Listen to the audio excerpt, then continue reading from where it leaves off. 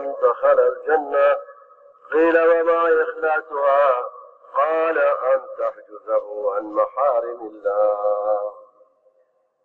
وأيضا قال المؤمنون هينون لينون كالجمل الآنف إن قيل انقاد وإن أنيخ على صخرة استناخ.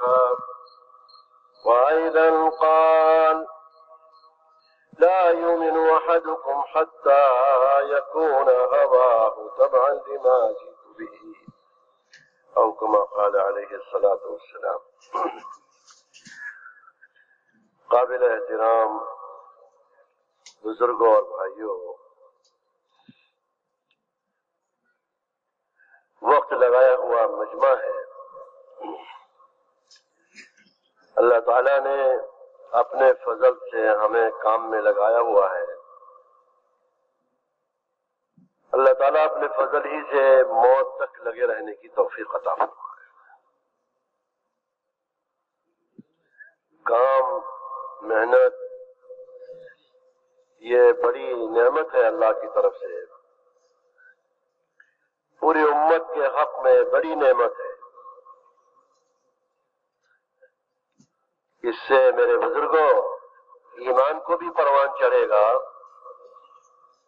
اور ایمان پر استقامت بھی حاصل ہوگی. اس مبارک محنت کے راستے سے میرے بزرگوں اطاعت میں اور عبادات میں بھی کمال پیدا ہوگا. جو ایمان کی روح ہے، ایمان اس وقت تک کامل درجے کو نہیں پہنچتا جب تک کہ آدمی اپنی ہر خواہش سے نکل کر حضرت محمد صلی اللہ علیہ وسلم کے لائے ہوئے دین اور شریعت کے مطابق نہ ہو جائے اور اپنی ہر خواہش سے نکل کر اس دین کے تابع نہ ہو جائے جس کو جناب نبی کریم صلی اللہ علیہ وسلم لے کر آئے. نحمده ونصلي على رسوله الكريم اما بعد. মেহমান বলতেছেন যে ভাই, আমাদের এই মাজমা সময় লাগানে वाला মাজমা, যারা আগে সময় লাগাইছি, বলতেছেন যে আল্লাহ জাল্লা শানুহু আমাদেরকে এই কাজের মধ্যে লাগাইছেন, এই মেহনতের মধ্যে লাগাইছেন, এটা আল্লাহ পাকের অশেষ মেহেরবানি. আল্লাহ জাল্লা শানুহু যাতে আমাদেরকে মওত পর্যন্ত এই কাজের মধ্যে লাগাই রাখেন. বলতেছেন যে ভাই, আল্লাহ পাকের পক্ষ থেকে বহুত বড় নিয়ামত যে আল্লাহ এক কাম দিচ্ছেন, যে কামের দ্বারা আমাদের ঈমানের উন্নতিও হবে এবং ঈমানের মধ্যে ইস্তিকামতও হাসিল হবে, এবং এই মেহনতের দ্বারা আল্লাহ জাল্লা শানুহু আমাদের ইবাদত এবং ইতাআতের মধ্যে কামাল পয়দা করবেন, ইতাআতের মধ্যে ইবাদতের মধ্যে কামাল পয়দা করবেন, এবং এই মেহনতের দ্বারা আল্লাহ জাল্লা শানুহু আমাদের ঈমানের মধ্যে মজবুতি দান করবেন. বলতেছেন যে ভাই, ঈমান ততক্ষণ পর্যন্ত পরিপূর্ণ হয় না যতক্ষণ পর্যন্ত মানুষ নিজের খাহিশ থেকে, নিজের মন মতো জীবন যাপন থেকে বাহির হয়ে মুহাম্মদ সাল্লাল্লাহু আলাইহি ওয়াসাল্লামের ইতাআতের সাথে মুহাম্মদ সাল্লাল্লাহু আলাইহি ওয়াসাল্লামের আনিত দ্বীনের অনুকরণ অনুসরণের সাথে জীবন যাপন করবে না, ততক্ষণ পর্যন্ত ঈমান কামেল আর পরিপূর্ণ হবে না. میرے بزرگوں، یہ راستہ اور محنت جو ہے، جس قدر آدمی اس کام کو، اس کار نبوت کو جتنا نبوی مزاج کے ساتھ کرتا جائے گا، اللہ تعالیٰ کی قدرت ساتھ ہو جائے گی. اللہ تعالیٰ کی قدرت ساتھ ہو جائے گی. پھر اس کے لیے چلتے رہنا یہاں تک کہ اللہ تعالیٰ کی رضا اور خوشنودی کے لیے جان لگا دینا، جان دے دینا. میرے بزرگوں، چلتے چلتے جان دینا آسان ہو جائے گا. میرے بزرگوں، اللہ تعالیٰ نے بڑی عالی محنت ہمیں عطا فرمائی ہے. বলতেছেন যে ভাই, আল্লাহ জাল্লা শানুহু আমাদেরকে যে কাজের মধ্যে লাগাইছেন, যখন মেজাজে নবুয়তের সাথে কারে নবুয়তকে আমরা করতে থাকবো, কারে নবুয়ত যে এই মেজাজে নবুয়তের সাথে যখন করতে থাকবো, তো আল্লাহ জাল্লা শানুহুর মদদ আর সাহায্য আমাদের সাথে হইতে থাকবে. আমাদের সাথে আল্লাহ পাকের মদদ আর সাহায্য চলতে থাকবে, এবং চলতে চলতে যখন এই কাজের মধ্যে আমরা চলতে থাকবো মেজাজে নবুয়তের সাথে, মৃত্যু হইতে হইতে এমন সময় হবে যে আমাদের এই কাজের জন্য জান দেওয়া সহজ হয়ে যাবে। ईमान वाला जब अपनी मेहनत पर आता है, अपनी जिम्मेदारी पर आता है, इसकी फिक्र बदल जाती है, इसका जज्बा बदल जाता है और अपनी जिम्मेदारी पर आ जाता है, तो फिर मेरे बुजुर्गों अल्लाह ताला की कुदरत साथ हो जाती है। कुदरत जब साथ होती है तो फिर हर हाल में चलना आसान हो जाता है, हर हाल में चलना आसान हो जाता है। यहाँ तक कि मेरे बुजुर्गों जब आदमी के दुनिया से जाने का वक्त आता है तो अल्लाह ताला की तरफ से खुशखबरियां सुनाई जाती हैं, अल्लाह ताला की तरफ से बशारतें सुनाई जाती हैं। अल्लाह अकबर। हजरत अबू बकर सिद्दीक रज़ी अल्लाह अन्हु इस उम्मत में सबसे ज्यादा वजनी ईमान रखने वाले और सबसे ज्यादा हुजूर सल्लल्लाहु अलैहि वसल्लम के साथ रहकर कुर्बानी में आगे बढ़कर चलने वाले, अल्लाह ताला ने उनका एक बड़ा मकाम रखा है, उनका एक बड़ा मकाम बनाया। जब मदीना मुनव्वरा में उनकी वफात हुई तो सारे अहले मदीना ने ये आवाज सुनी, मदीने के हर शख्सियत में ये आवाज सबके कानों में पड़ी।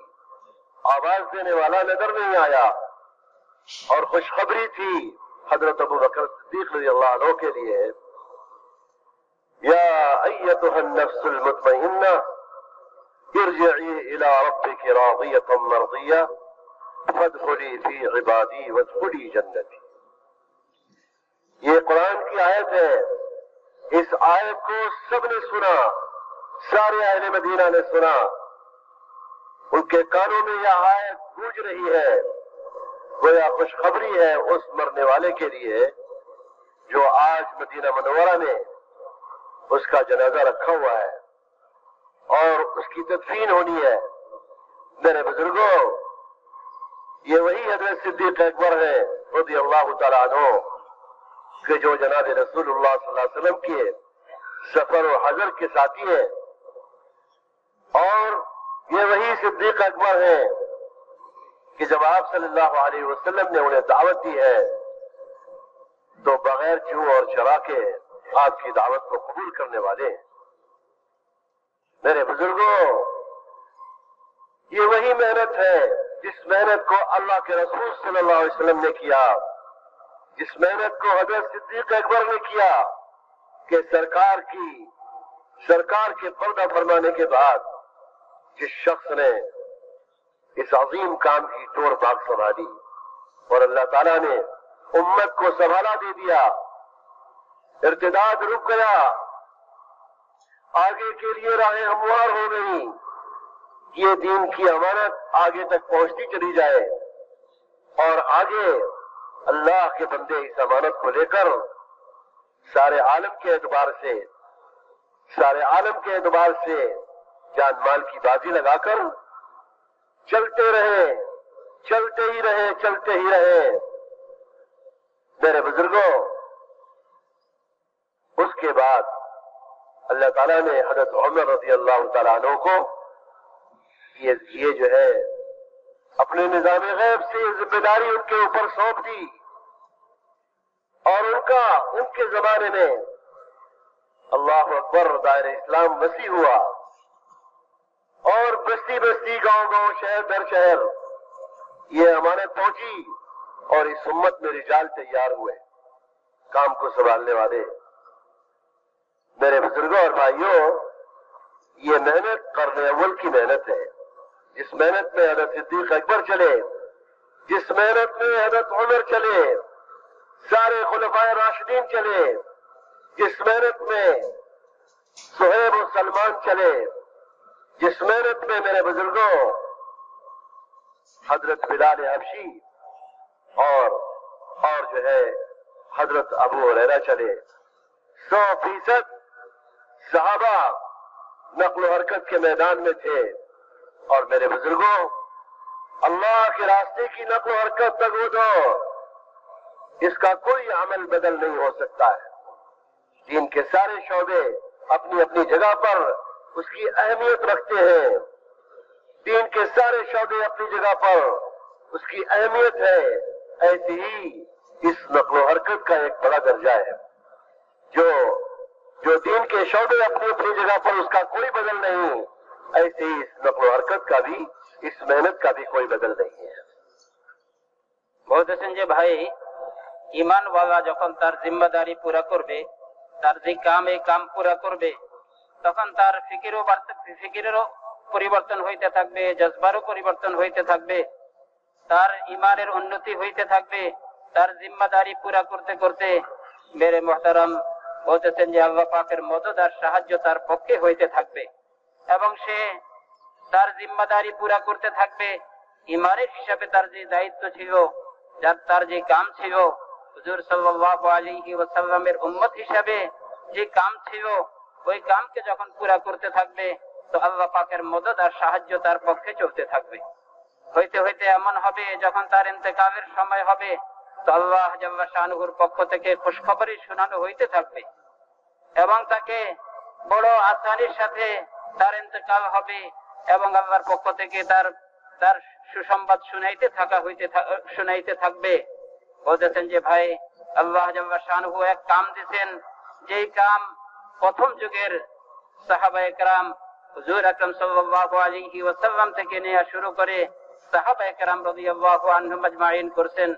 বলতেছেন যে হযরত আবু বকর রাদিয়াল্লাহু আনহু একজন ব্যক্তিত্ব, একজন বহুত বড় সাহাবী, হুজুর সাল্লাল্লাহু আলাইহি ওয়াসাল্লামের সাথে সব সময় সাথ দিতেন।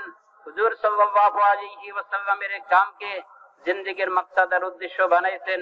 হুজুর সাল্লাল্লাহু আলাইহি ওয়াসাল্লামের সাথে এই কামের মধ্যে সর্ব অবস্থায় শরীক ছিলেন এবং কুরবানির সাথে চলতেছিলেন এবং এই কামকে কাম বানাইছিলেন। বলতেছেন যে হুজুর সাল্লাল্লাহু আলাইহি ওয়াসাল্লামকে সর্ব অবস্থায় সাথ দিতেছিলেন এবং এই কামের হক আদায় করে করতেছিলেন। তো আল্লাহ জাল্লা শানুহু কিভাবে মদদ আর সাহায্য করছেন, এই কামকে আগে বাড়াইছেন।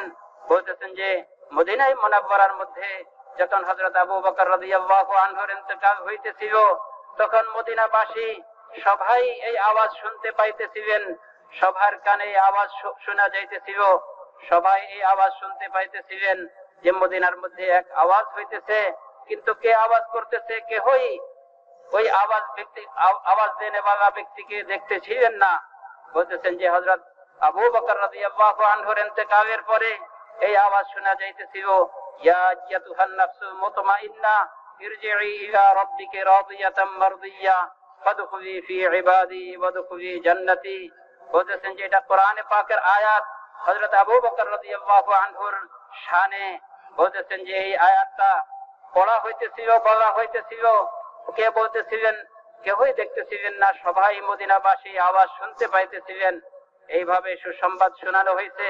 বলতেছেন যে হযরত আবু বকর রাদিয়াল্লাহু আনহু ওই ব্যক্তি, ওনার এক ব্যক্তিত্ব এবং ওনার এক মর্তবা আল্লাহ জাল্লা শানুহু দিয়েছেন। এই কারণেই দিয়েছেন যেহেতু হুজুর সাল্লাল্লাহু আলাইহি ওয়াসাল্লামের সাথে সর্ব অবস্থায় এই কামের সাহায্য করতেছিলেন, এই কামকে কাম বানাইছিলেন।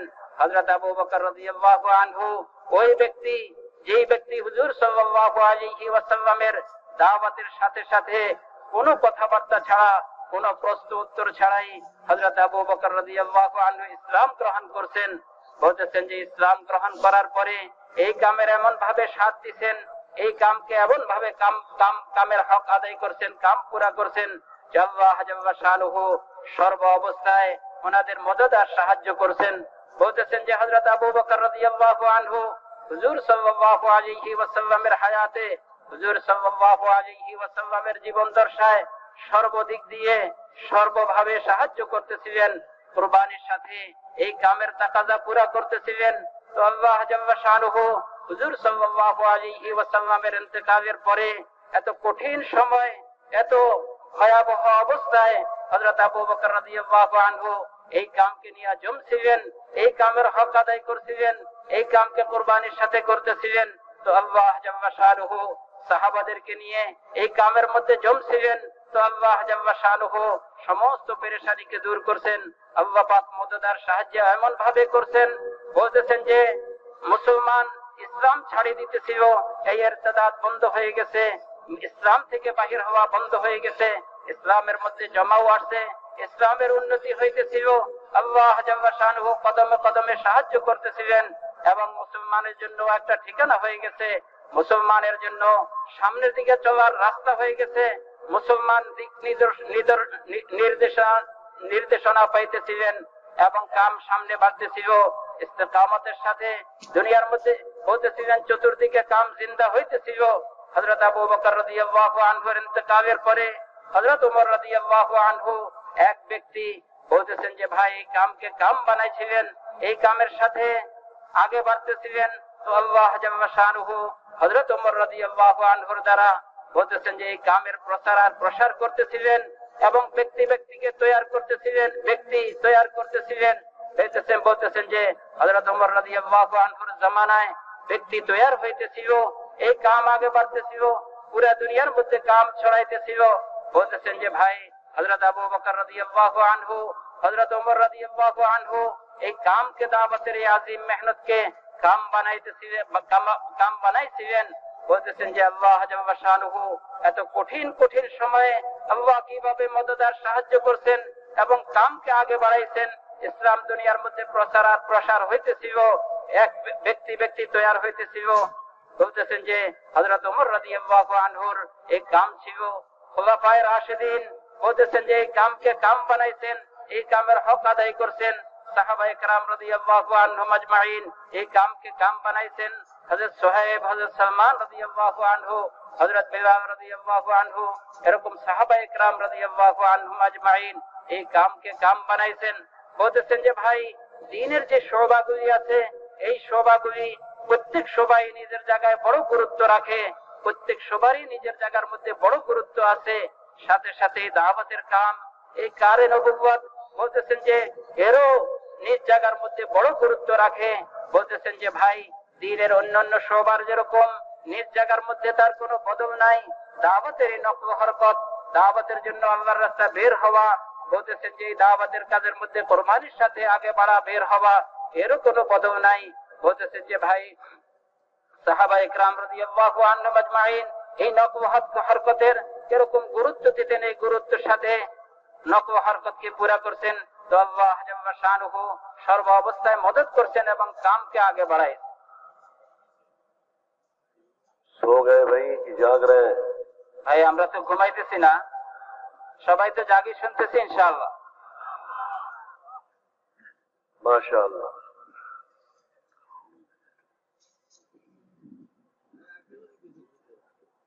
मेरे बुजुर्गों और भाइयों, जनाब नबी करीम सल्लल्लाहु अलैहि वसल्लम की वफात के बाद एक इलाका इर्तिदाद पर आ गया और झूठे नबूवत के दावा करने वाले मर्द औरत खड़े हो गए। हालात नागुज़ीर हो गए, हालात बिगड़ गए। हजरत अबू बकर सिद्दीक रज़ियल्लाहु ताला अन्हु ने सबसे पहले उस जमात को रवाना किया जिस जमात को जनाब नबी करीम सल्लल्लाहु अलैहि वसल्लम ने अपने दुनिया से पर्दा फरमाने से पहले जिस जमात की तश्कील फरमा दी थी और जिस जमात को बार बार फरमाते थे कि उस जमात को रवाना करो। हजरत उसामा की अमारत में वो जमात बनी थी। आप बार बार फरमाते उसामा की जमात को रवाना करो। आप सल्लल्लाहु अलैहि वसल्लम की तबीयत खराब चल रही थी, सहाबा पर आपकी बीमारी का जो है काफी असर था। वो जमात मदीने से बाहर जरूर निकल गई थी। मदीने के करीब में जुरूफ एक मकाम है, वहां पर वो जमात ठहरी रही।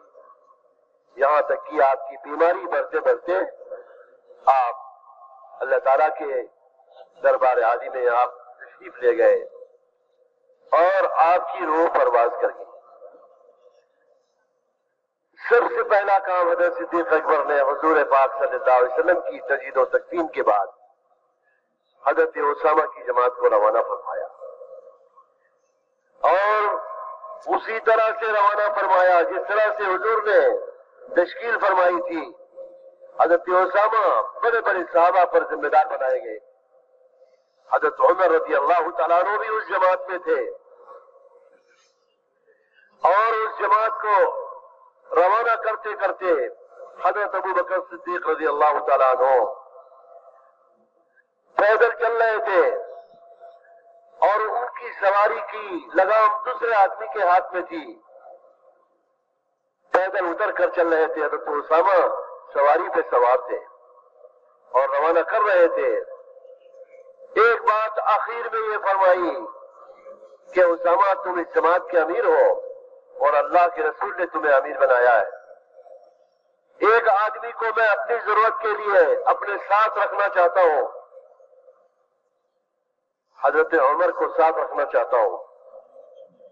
اگر تمہاری اجازت ہو جائے تو عمر کو میں روک لوں، ورنہ میری جرأت نہیں ہے کہ تمہاری اجازت کے بغیر میں عمر کو روک سکوں. چنانچہ سواری پر سوار چلتے چلتے حضرت صدیق اکبر زمین پر پیدل چلتے چلتے اجازت لے رہے ہیں اور جماعت کو روانہ کر رہے ہیں.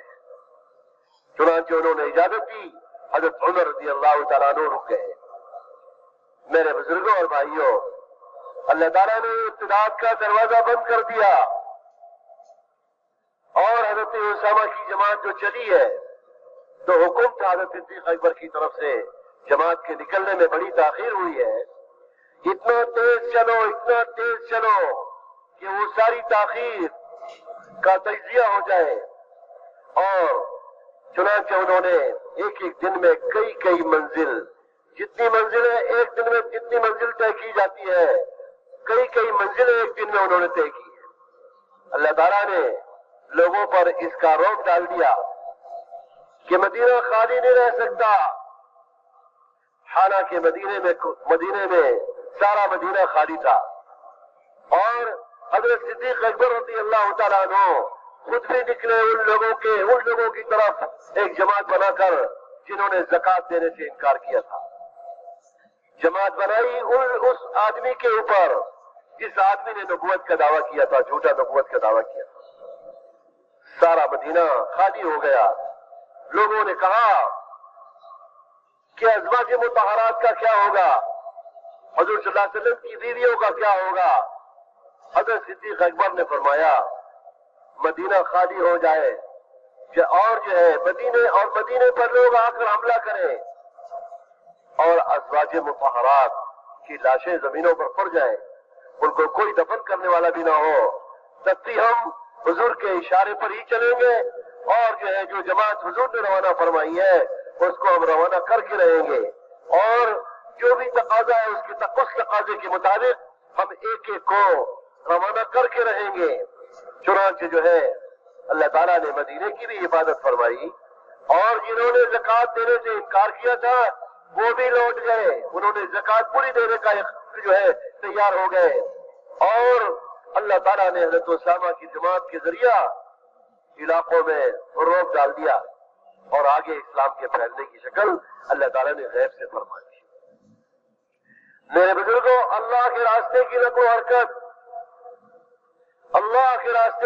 حرکت یہ وہی صدیق اکبر ہے.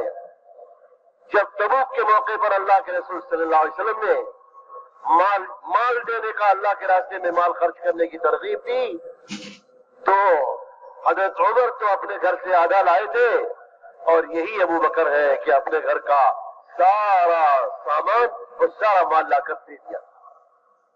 سرکار نے فرمایا ابو بکر گھر والوں کے لیے کیا چھوڑا، عمر گھر والوں کے لیے کیا چھوڑا؟ تو حضرت عمر نے تو فرمایا میں نے آدھا چھوڑا ہے، آدھا چھوڑایا آدھا لے آیا. حضرت صدیق اکبر نے فرمایا اللہ کے رسول میں تو سارا لے آیا، گھر میں اللہ اس کے رسول کے نام کی برکت چھوڑ کے آیا. میرے بزرگوں، اس مبارک محنت میں اپنی قربانیوں کے اعتبار سے اللہ تعالیٰ نے ان بندوں سے کام لیا ہے. حضرت صدیق اکبر رضی اللہ تعالیٰ عنہ 2.5 سال کے زمانے میں اللہ تعالیٰ نے ان سے وہ کام لیا ہے کہ جس کو سوچا نہیں جا سکتا ہے. ہجرت میں آپ صلی اللہ علیہ وسلم کے ساتھ ہے،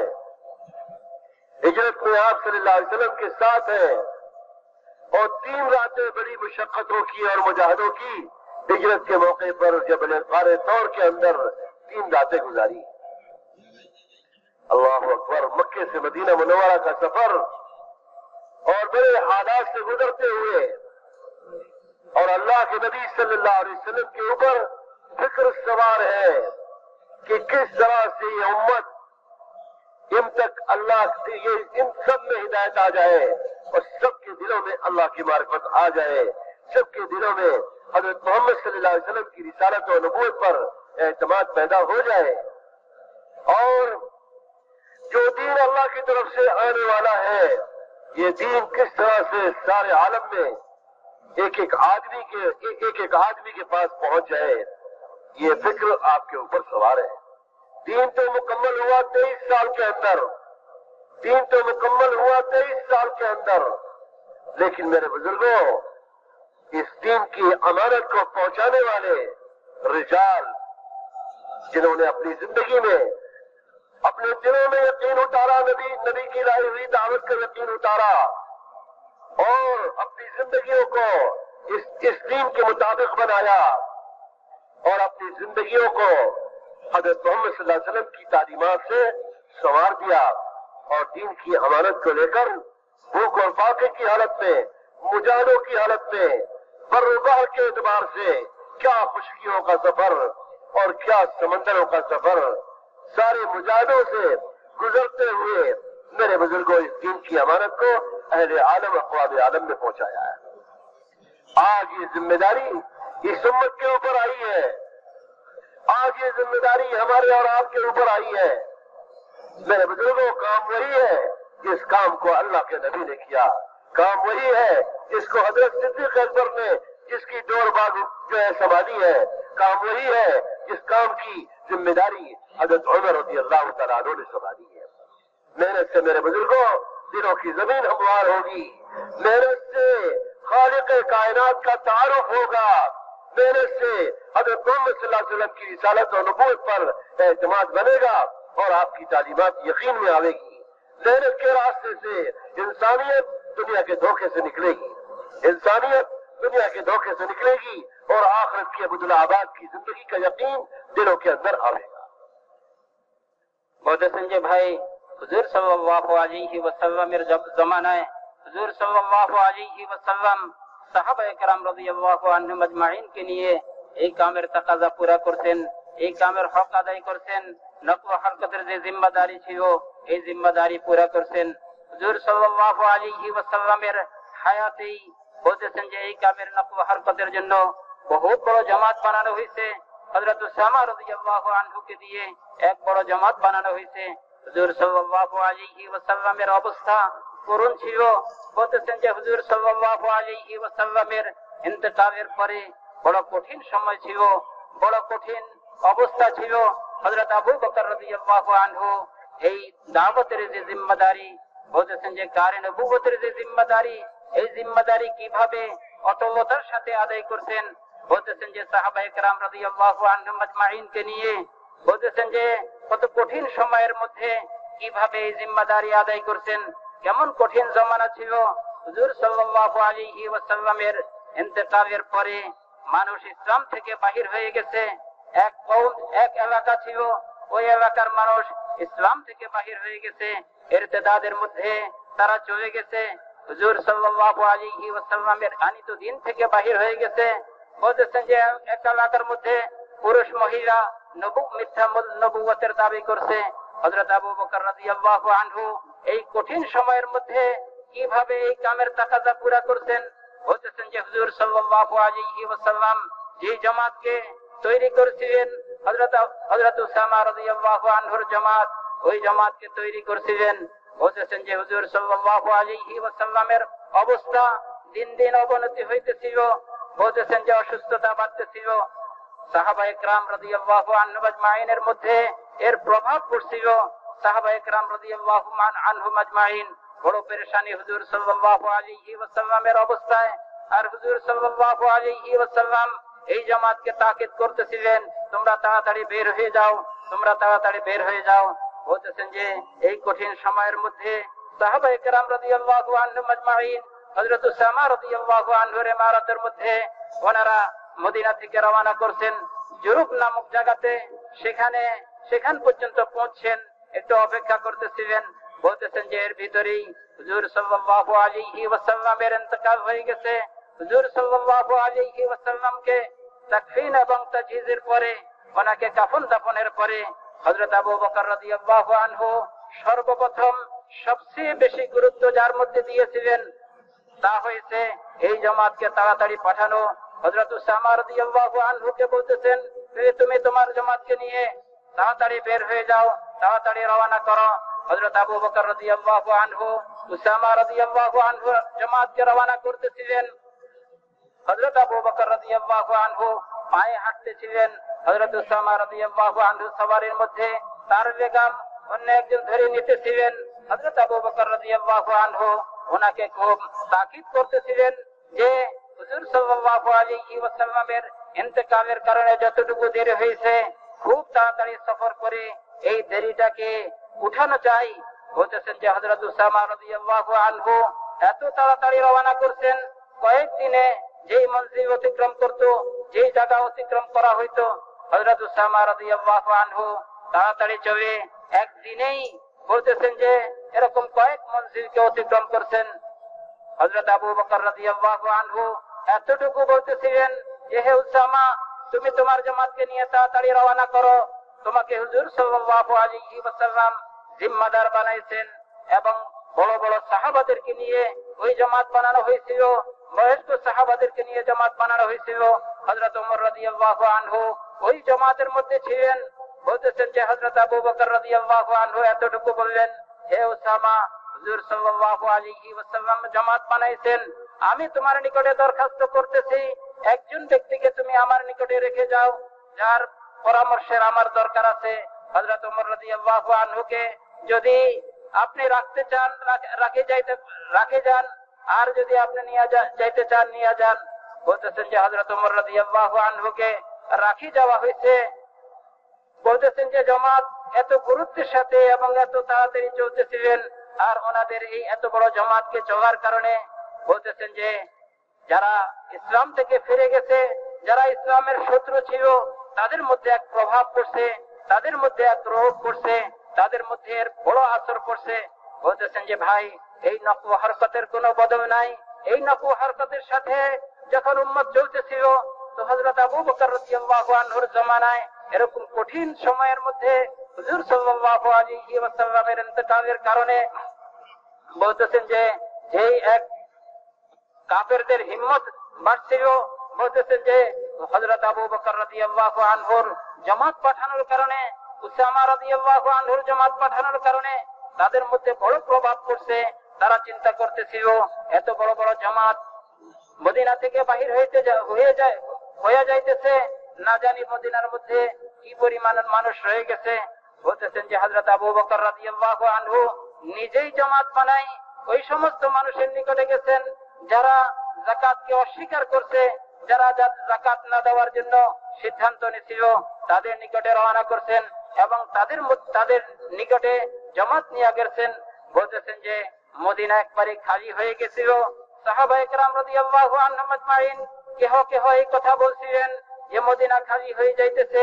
এরকম কঠিন সময়ের মধ্যে, যে সময় চতুর্দিক থেকে আক্রমণের এরকম ভয় চলতেছিল, উম্মাহাতুল মুমিনিন হুজুর সাল্লাল্লাহু আলাইহি ওয়াসাল্লামের বিবিগণ এই মদিনার মধ্যে তাদের উপরে যদি আক্রমণ হয়, তারা যদি ইন্তেকাল করে, তাদেরকে দাফন কাফনের জন্য কি অবস্থা হবে?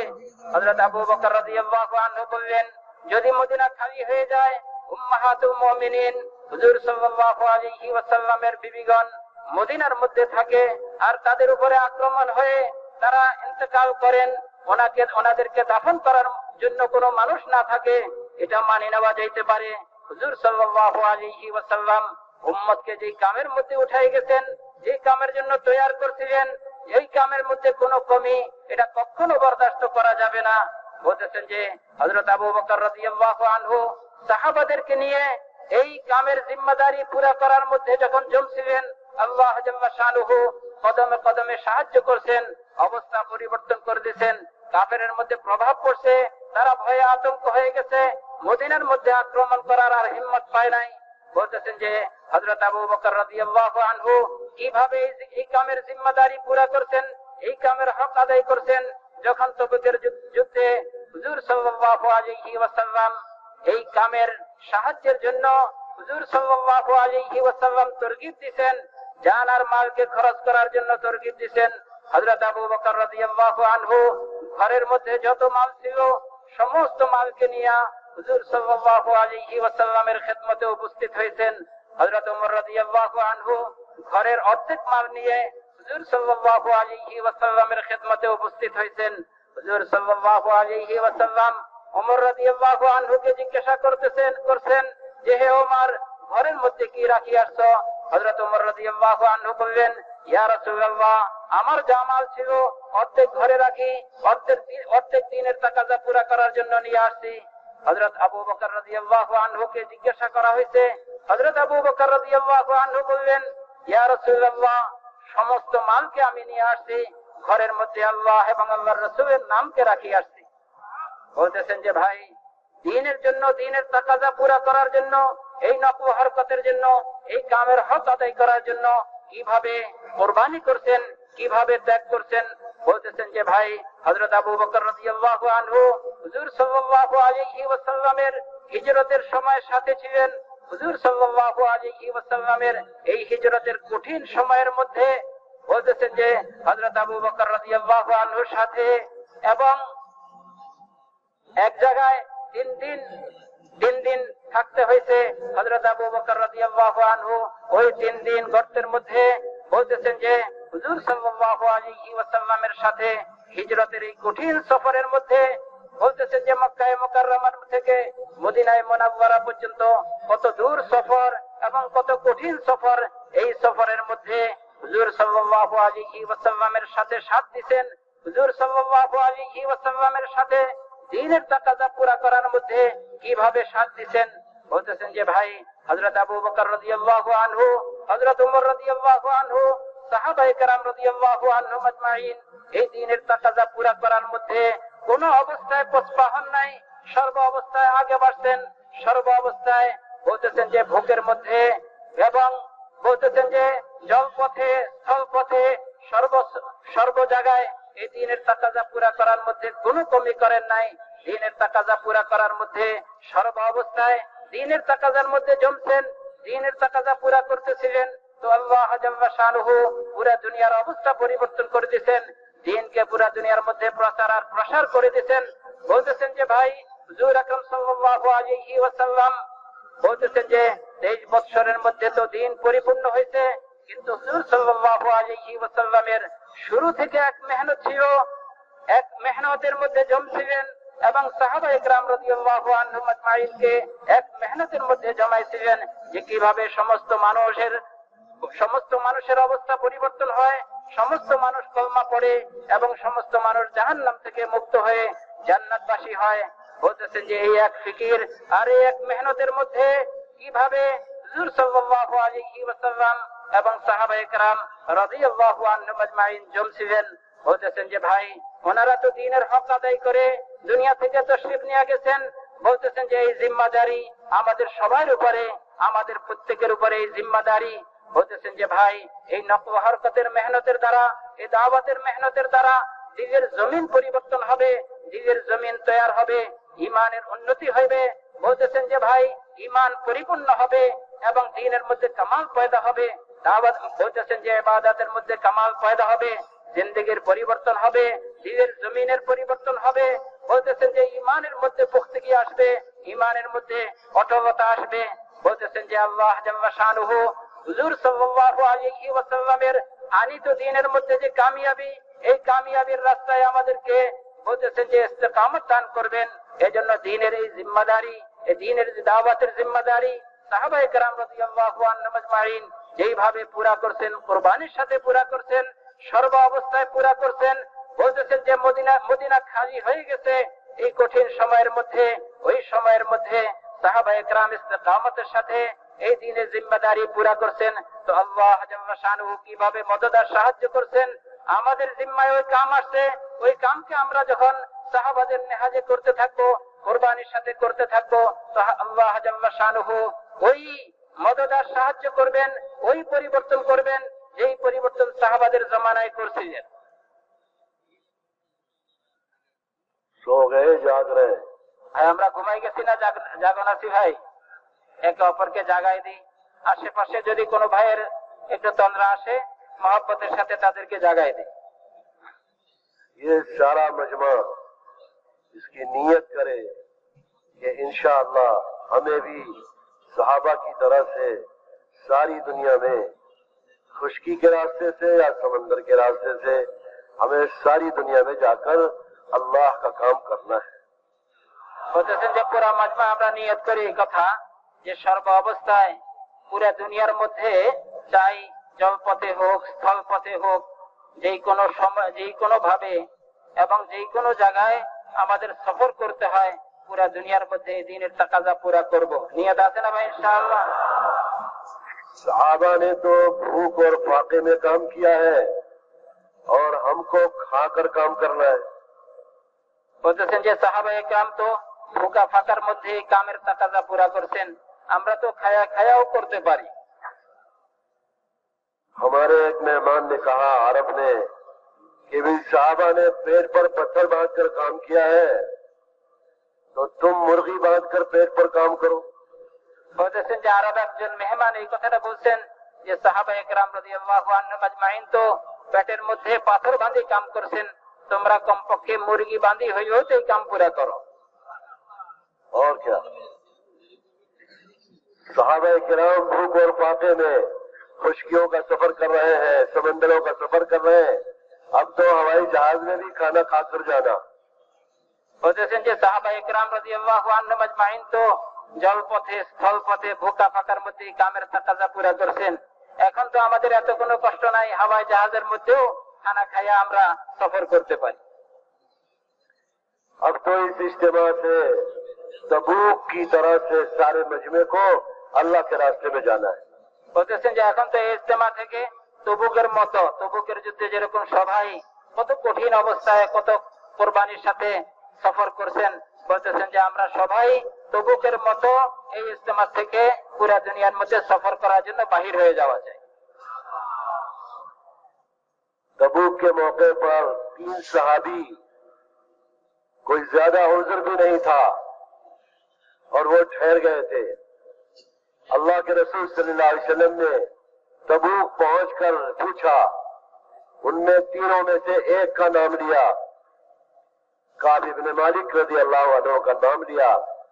हमेशा अल्लाह के रास्ते में निकलते, हर तकाजे पर निकलते, एक मर्तबा ना निकल सके, एक मर्तबा ना निकल सके। अल्लाह के रसूल सल्लल्लाहु अलैहि वसल्लम ने फरमाया, काब इब्न मालिक नजर नहीं आते। क्या बात है? किसी ने कहा जी वो तो मुनाफिक हो गया। सरकार ने खामोशी अख्तियार की, आपने कोई बात नहीं फरमाई। वापस आते आते मदीना मुनव्वरा में जमात वापस आ गई और वो ना पहुंच सकी। सरकार दो आलम सल्लल्लाहु अलैहि वसल्लम ने नाराजगी का इजहार फरमाया और अल्लाह ताला की तरफ से उनके ऊपर नाराजगी आई, यहां तक कि 50 दिन तक अल्लाह के नबी ने उनके सलाम का जवाब भी नहीं दिया। वो घबरा गए और कहने लगे कि अगर इसी हालत में मेरी मौत आ गई तो सरकार मेरे जनाजे की नमाज भी न पढ़ाएंगे। यहां तक कि मेरे बुजुर्गों, गस्सान बादशाह का खत आ गया, दावतनामा आ गया, और किस चीज का? नसरानियत की दावत आ गई कि तुम हमारे पास आ जाओ। क्या मतलब? इस्लाम छोड़ दो, नसरानी हो जाओ।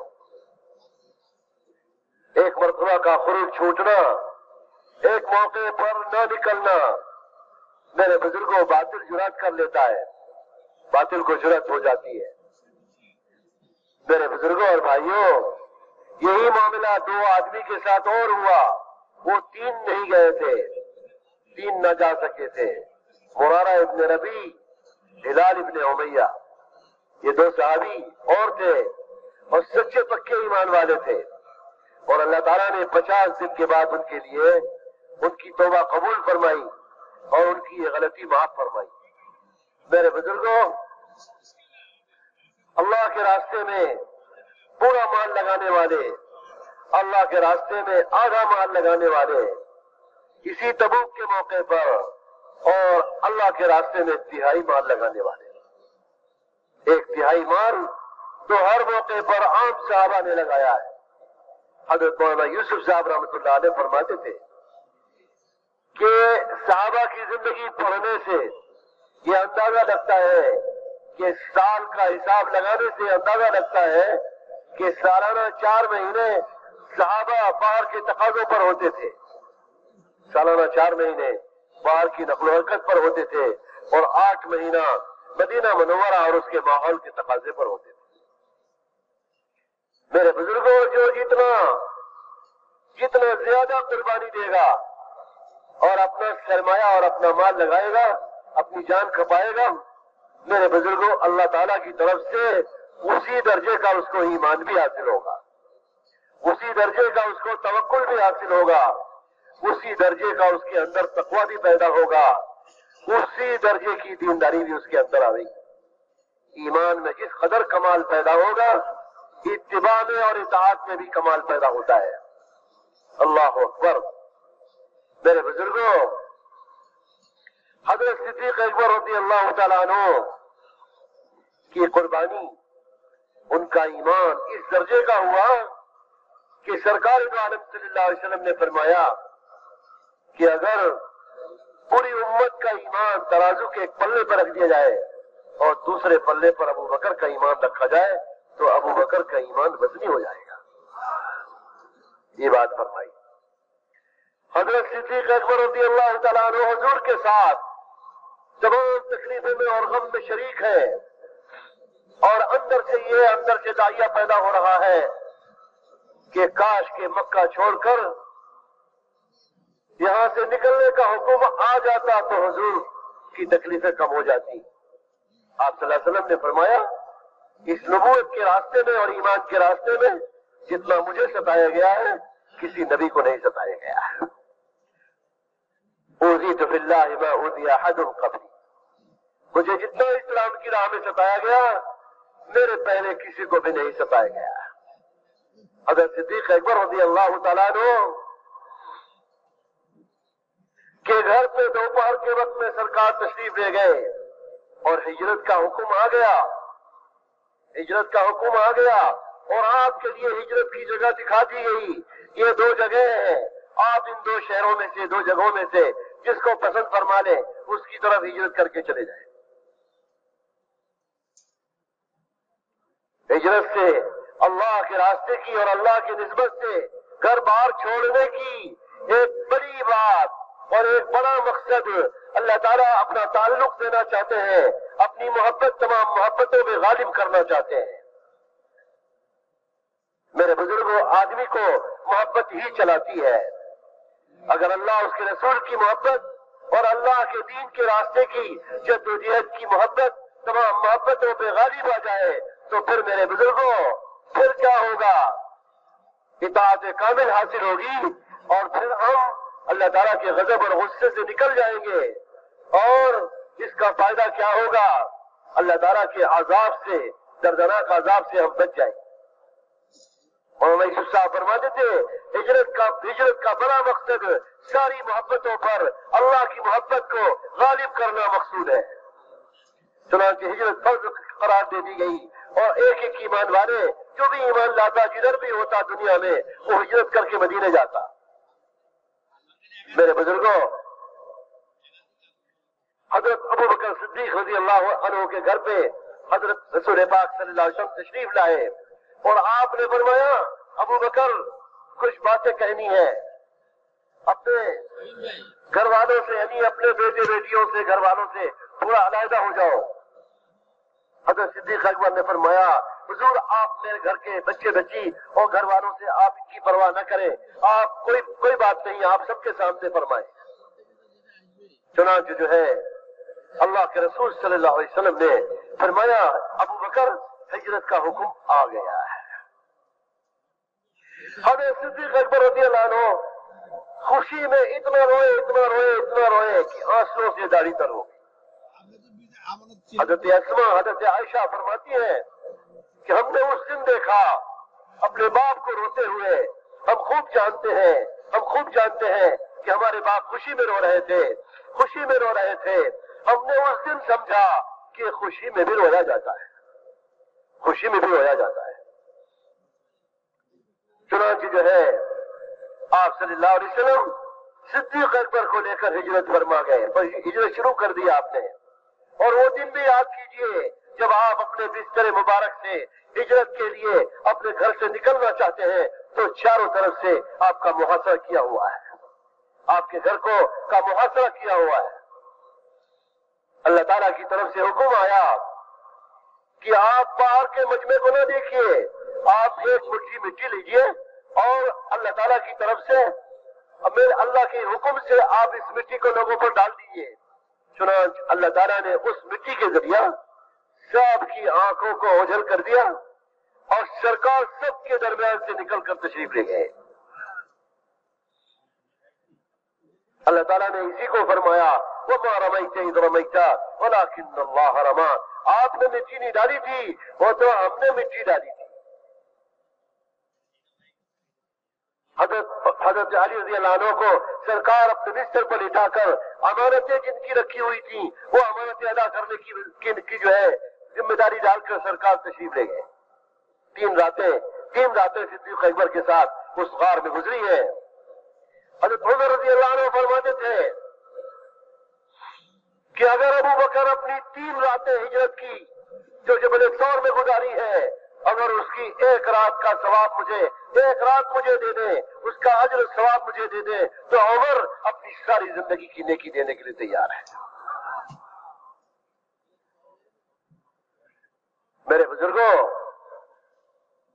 مکے کے لوگ تلاش کرتے ہوئے غار کے منہ پر پہنچ گئے. اللہ کے نبی کا کام صحیح نیت کے ساتھ, صحیح جذبہ کے ساتھ, ساری اغراض سے دل کو پاک کر کے خالص اللہ کے کلمے کو بلند کرنا اور اللہ کے دین کی خاطر تصحیح نیت کے ساتھ. میرے بزرگوں, جب یہ کام کیا جائے گا تو قدرت کا نظام, غیبی نظام ہمارے ساتھ ہوگا. یہ کام اغراض پورا کرنے کا نہیں ہے, اللہ کی مخلوق سے اپنی حاجتیں پوری کرانے کا کام نہیں ہے.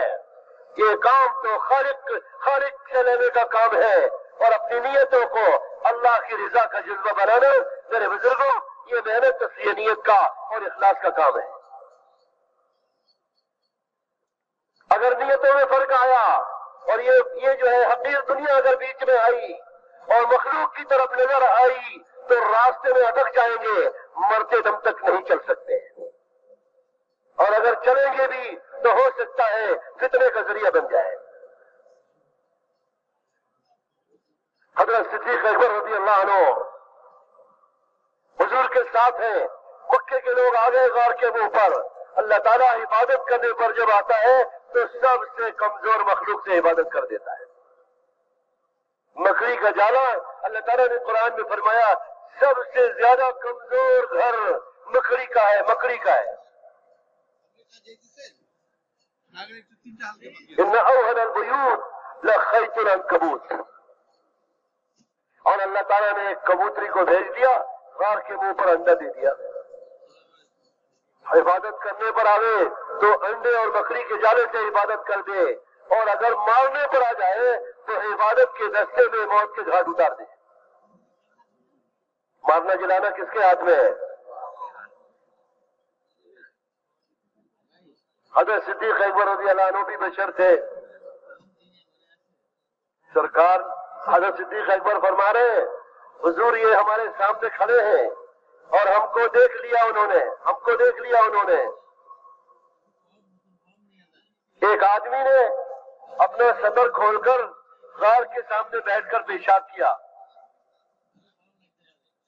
آپ صلی اللہ علیہ وسلم نے حضرت صدیق اکبر کو تسلی دی. فرمایا دو طریقے سے. فرمایا ابو بکر تم کہتے ہو انہوں نے ہمیں دیکھ لیا, مکے کے لوگوں میں ایسی بے حیائی نہیں ہے کسی آدمی کے سامنے سطر کھول کر پیشاب کرے, وہ بھی کنارے جا کر پیشاب کرتے ہیں. اگر ہمیں دیکھتے تو ہمارے سامنے پیشاب نہ کرتے. और दूसरी बात सुनो, अबू बकर क्या कहते हो, तुम्हारा क्या गुमान है, तुम्हारा क्या यकीन है, तुम्हारा क्या यकीन है उन दो के बारे में जिनका तीसरा अल्लाह उनके साथ है। जिनका तीसरा कौन है? अल्लाह। मेरे बुजुर्गों, अल्लाह जल्ल जलालहू अम्मलवालहू ने हजरत सिद्दीक अकबर से कैसा काम दिया, और हुजूर की वफात के बाद सबसे बड़ा सानिहा और सबसे बड़े मरहले में इस्तिकामत के साथ उम्मत को संभालने में सबसे बड़ा हिस्सा हजरत सिद्दीक अकबर को मिला है। जब वफात हुई मदीने में तो खुशखबरी आई, सारे मदीने वालों ने सुना, सारे मदीने वालों ने सुना। ये सिद्दीक अकबर के लिए खुशखबरी थी। या अय्युहन नफ्सुल मुतमइन्ना इरजिई इला रब्बिकी रादियतन मर्दिया फदखुली फी इबादी वदखुली जन्नती। और जब जन्नत में जाने का वक्त आया तो जन्नत के 8 दरवाजे से मुबारकबाद दी जा रही है और इस्तकबाल हो रहा है कि अबू बकर इधर से आ जाइए, अबू बकर इस दरवाजे से आ जाइए, अबू बकर इस दरवाजे से आ जाइए।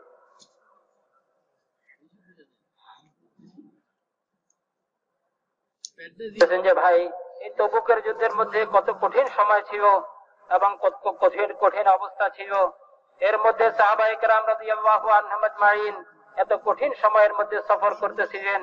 বলতেছেন যে ভাই, 3 জন সাহাবী যারা সব সময় দ্বীনের তাকাজা পুরা করতেছিলেন এবং সব সময় দ্বীনের তাকাজার মধ্যে কখনো পস্পা হন নাই, কখনো পিছের হন নাই, সর্ব অবস্থায় দ্বীনের তাকাজা পুরা করতেছিলেন। 3 জন সাহাবী শুধু এক সফরের মধ্যে ওনাদের এই নকল হরকতের মধ্যে একটু পস্পা হয়েছে, একটু পিছে রয়ে গেছেন, এই জন্য রন নাই যে যাবেন না। বলতেছেন যে ওনাদেরও নিয়ত ছিল ওনারা যাবেন, কিন্তু সবারই ভালো ছিল, একটু পরে যাবেন, একটু পরে যাবেন, এরকম হয়ে তাখির হইতে হইতে শেষ পর্যন্ত যাইতে পারেন নাই। তার মধ্যে একজন ছিলেন হযরত কাব ইবনে মালিক রাদিয়াল্লাহু আনহু। বলতেছেন যে হুজুর সাল্লাল্লাহু আলাইহি ওয়াসাল্লাম এই কঠিন সময়ের মধ্যে সমস্ত সাহাবাদেরকে নিয়ে সফর করছেন, তবুকে পৌঁছে গেছেন। সেখানে যাওয়ার পরে হুজুর সাল্লাল্লাহু আলাইহি ওয়াসাল্লাম বললেন, কাব কোথায়? বলতেছেন যে একজন সাহাবী এই কথা বললেন যে হযরত কাব তো মুনাফিক হয়ে গেছে, তিনি আসেন নাই। হুজুর সাল্লাল্লাহু আলাইহি ওয়াসাল্লাম কোনো কথা বললেন না, কোনো জবাব দিলেন না। বলতেছেন যে সেখানে তো যুদ্ধ হয় নাই, সেখান থেকে ফিরে আসছেন। মদিনায় মুনাওয়ারার মধ্যে যখন পৌঁছছেন, বলতেছেন যে সবাই তো আসতেছিল এবং তাদের মিথ্যা দাবি মিথ্যা কথা শুনাইতেছিল। হযরত কাব রাদিয়াল্লাহু আনহু, ওনার সাথে আরো 2 জন সাহাবী, হযরত মুরারা ইবনে রবি, হযরত হিলাল ইবনে উমাইয়া, ওনারা 2 জনও ছিলেন সাথে। ওনারা 2 জনও যাইতে পারেন নাই, যান নাই। বলতেছেন যে এই দ্বীনের তাকাজা পুরা করার মধ্যে এক সফরের মধ্যে একটু দেরি করছেন, এক সফরের মধ্যে শুধু যান নাই। এর উপরে বলতেছেন যে ভাই, আল্লাহ পাকের পক্ষ থেকে কত বড় পরীক্ষা আসছে, কত বড় ইমতিহান আসছে। হুজুর সাল্লাল্লাহু আলাইহি ওয়াসাল্লামের পক্ষ থেকে বলতেছেন যে 50 দিন পর্যন্ত একাধারে হুজুর সাল্লাল্লাহু আলাইহি ওয়াসাল্লাম হযরত কাব এবং ওই 3 জন সাহাবীর সালামের পর্যন্ত জবাব দেন নাই। আল্লাহ জাল্লা শানুহুর পক্ষ থেকে, হুজুর সাল্লাল্লাহু আলাইহি ওয়াসাল্লামের পক্ষ থেকে ওনাদের উপরে কত বড় ইমতিহান আসছে, কত বড় পরীক্ষা আসছে। বলতেছেন যে ভাই, কত বড় এই একবার সফরে না যাবার কারণে।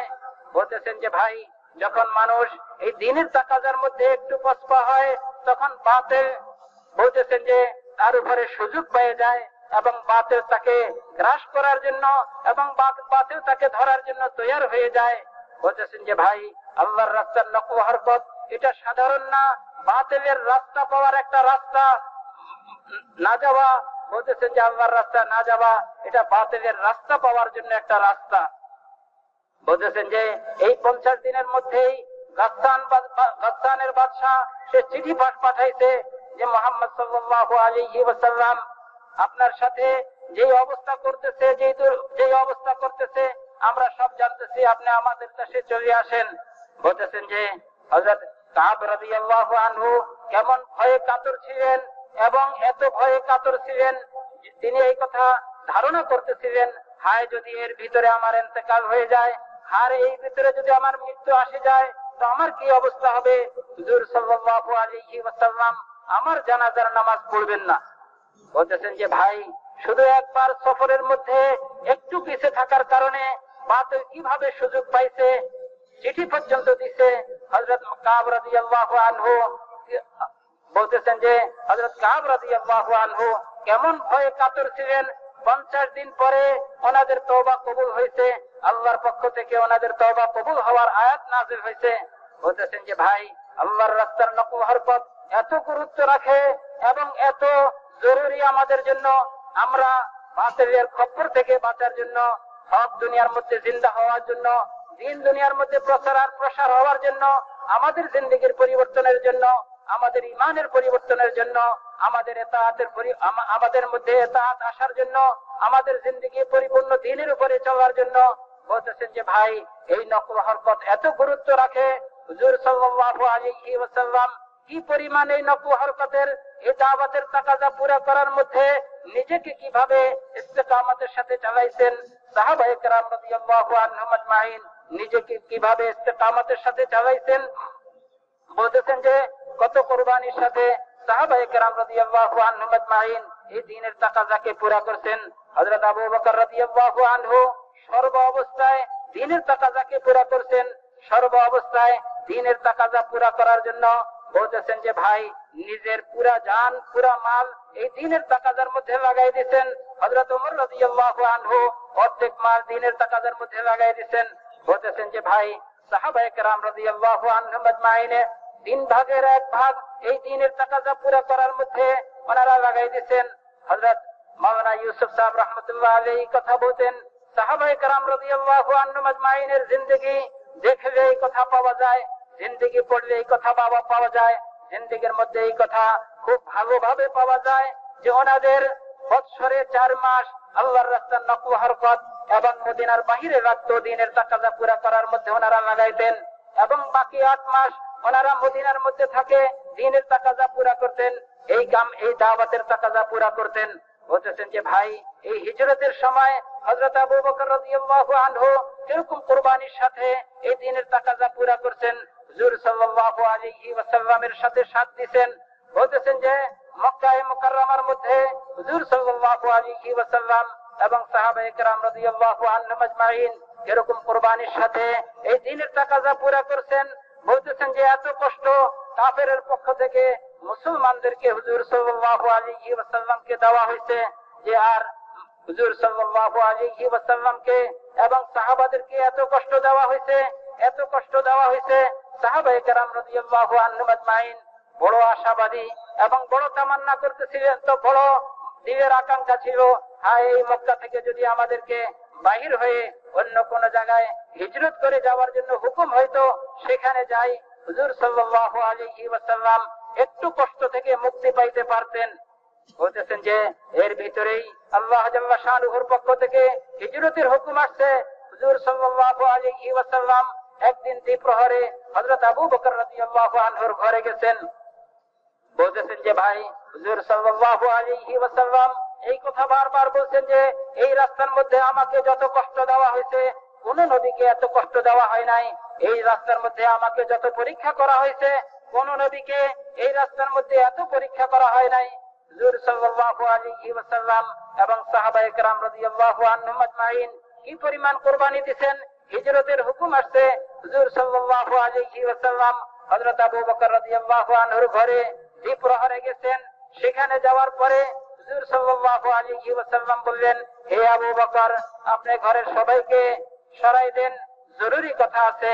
হযরত আবু বকর রাদিয়াল্লাহু আনহু বললেন, ইয়া রাসূলুল্লাহ, আমার ঘরের এই যারা আছে, আমার বাচ্চারা, আমার ঘরবাড়ি, তারা দ্বীনের তাকাজা পুরা করার মধ্যে কোনো বাধা হবে না, এবং যে কোনো তাকাজা আসে এই তাকাজা পুরা করার মধ্যে সবাই সাহায্য করবে। তো হুজুর সাল্লাল্লাহু আলাইহি ওয়াসাল্লাম বললেন, বলতেছেন যে হুজুর সাল্লাল্লাহু আলাইহি ওয়াসাল্লাম চাইতেছিলেন হিজরতের খবর আর কেউ যেন না জানে, আর কারো সামনে এটা যাতে না আসে। হুজুর সাল্লাল্লাহু আলাইহি ওয়াসাল্লাম সফর করে যাওয়ার পরে হিজরতের খবর হয়, এজন্য হুজুর সাল্লাল্লাহু আলাইহি ওয়াসাল্লাম চাইতেছিলেন যে আর কেউ না জানে, এজন্য বললেন ঘরের সবাইকে সরাই দেওয়ার জন্য। হযরত আবু বকর রাদিয়াল্লাহু আনহু বললেন, ইয়া রাসূলুল্লাহ, আমার ঘরের সবাই এই কাজের মধ্যে কোনো বাধা হবে না। হুজুর সাল্লাল্লাহু আলাইহি ওয়াসাল্লাম হিজরতের কথা শুনাইলেন। হযরত আসমা, হযরত আয়েশা রাদিয়াল্লাহু আনহা বলেন যে আনহুমা বলেন যে আমরা হযরত আবু বকর রাদিয়াল্লাহু আনহুকে আর কখনো এইভাবে কাঁদতে দেখি নাই। হযরত আবু বকর রাদিয়াল্লাহু আনহু খুশিতে এত কাঁদতেছিলেন, দাড়ি মুবারক একবারে পানি দ্বারা ভিজে গেছিল, চোখের পানি দ্বারা দাড়ি মুবারক ভিজে গেছিল। বলতেছেন যে এত খুশি হয়ে কাঁদতেছিলেন। হযরত আয়েশা আর হযরত আসমা রাদিয়াল্লাহু আনহুমা বলতেছেন যে আমরা আর কখনো দেখি নাই এইভাবে কাঁদতেন, আর এই কথা কখনো বুঝি নাই খুশির কারণে মানুষ এইভাবে কাঁদে। বলতেছেন যে হযরত আবু বকর রাদিয়াল্লাহু আনহু হুজুর সাল্লাল্লাহু আলাইহি ওয়াসাল্লামের নিকটে দরখাস্ত করলেন। হুজুর সাল্লাল্লাহু আলাইহি ওয়াসাল্লাম বললেন, হে আবু বকর, তুমি আমার সাথে সফর করবে। বলতেছেন যে ভাই, আল্লাহর পক্ষ থেকে হুকুম আসছে হুজুর সাল্লাল্লাহু আলাইহি ওয়াসাল্লাম হিজরত করবেন, কিন্তু কিভাবে হিজরত করবেন? ঘরের চতুর্দিকে বলতেছেন যে পাহারা দিয়ে সবাই হুজুর সাল্লাল্লাহু আলাইহি ওয়াসাল্লাম যাতে না যাইতে পারে তরবারি হাতে সারা পুরা ঘরকে ঘেরাও করে রাখা হয়েছে। হুজুর সাল্লাল্লাহু আলাইহি ওয়াসাল্লামের নিকটে আল্লাহ জাল্লা শানুহু খবর পাঠাইছেন, আপনি কোনো চিন্তা করবেন না, আপনি বাহির হওয়ার ব্যাপারে, হিজরতের ব্যাপারে কোনো চিন্তা করবেন না। আপনি এক মুষ্টি মাটি হাতে নেন এবং এটাকে মারা আপনার কাম। এই মাটিকে সবার চোখে পৌঁছানো এটা আমার কাম।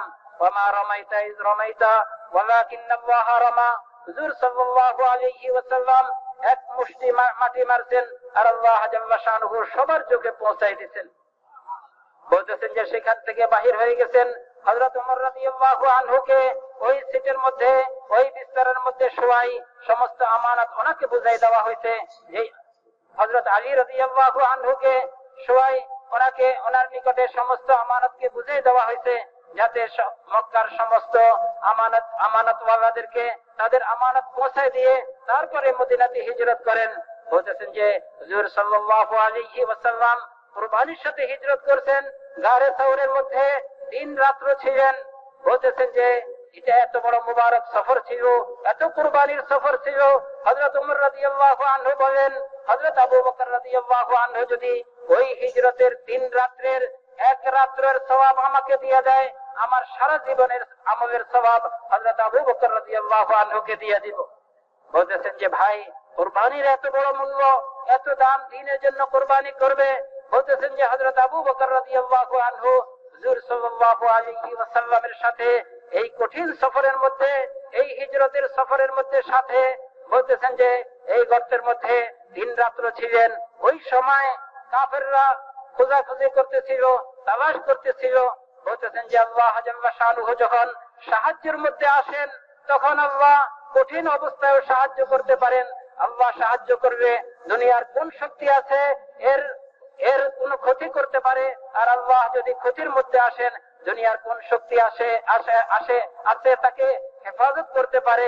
বলতেছে যে ভাই, এই কঠিন সময়ের মধ্যে আল্লাহ কিভাবে সাহায্য করছেন, কত এক দুর্বল মাখলুক দিয়ে সাহায্য করছেন।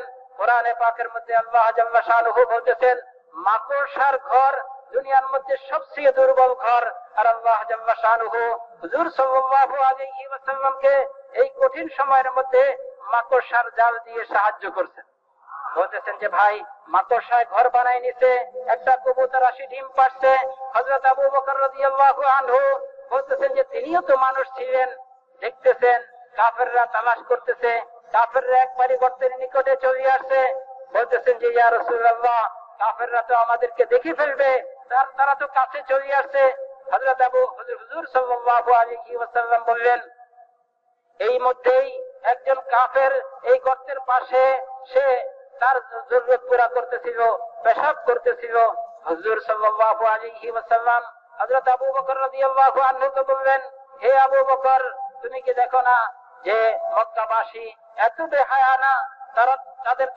তাদের জরুরত পুরা করতে তারা এক পাশে যাই করে, যাতে মানুষ না দেখে এমন জায়গায় যায় তারা তাদের জরুরত পুরা করে। যদি এই কাফেররা আমাদেরকে দেখতো, তারা এই অবস্থায় সে তার জরুরত পুরা করতো না। বলতেছেন যে এদিকে আল্লাহ জাল্লা শানুহু হুজুর সাল্লাল্লাহু আলাইহি ওয়াসাল্লামকে এই কঠিন সময়ের মধ্যে সাহায্য করছেন। হুজুর সাল্লাল্লাহু আলাইহি ওয়াসাল্লাম আরো বললেন যে, হে আবু বকর, তোমার কি ধারণা আমরা দুইজনের সাথে দ্বিতীয় জন তো আল্লাহ আমাদের সাথে আছে, আল্লাহ আমাদের সাহায্য করবেন।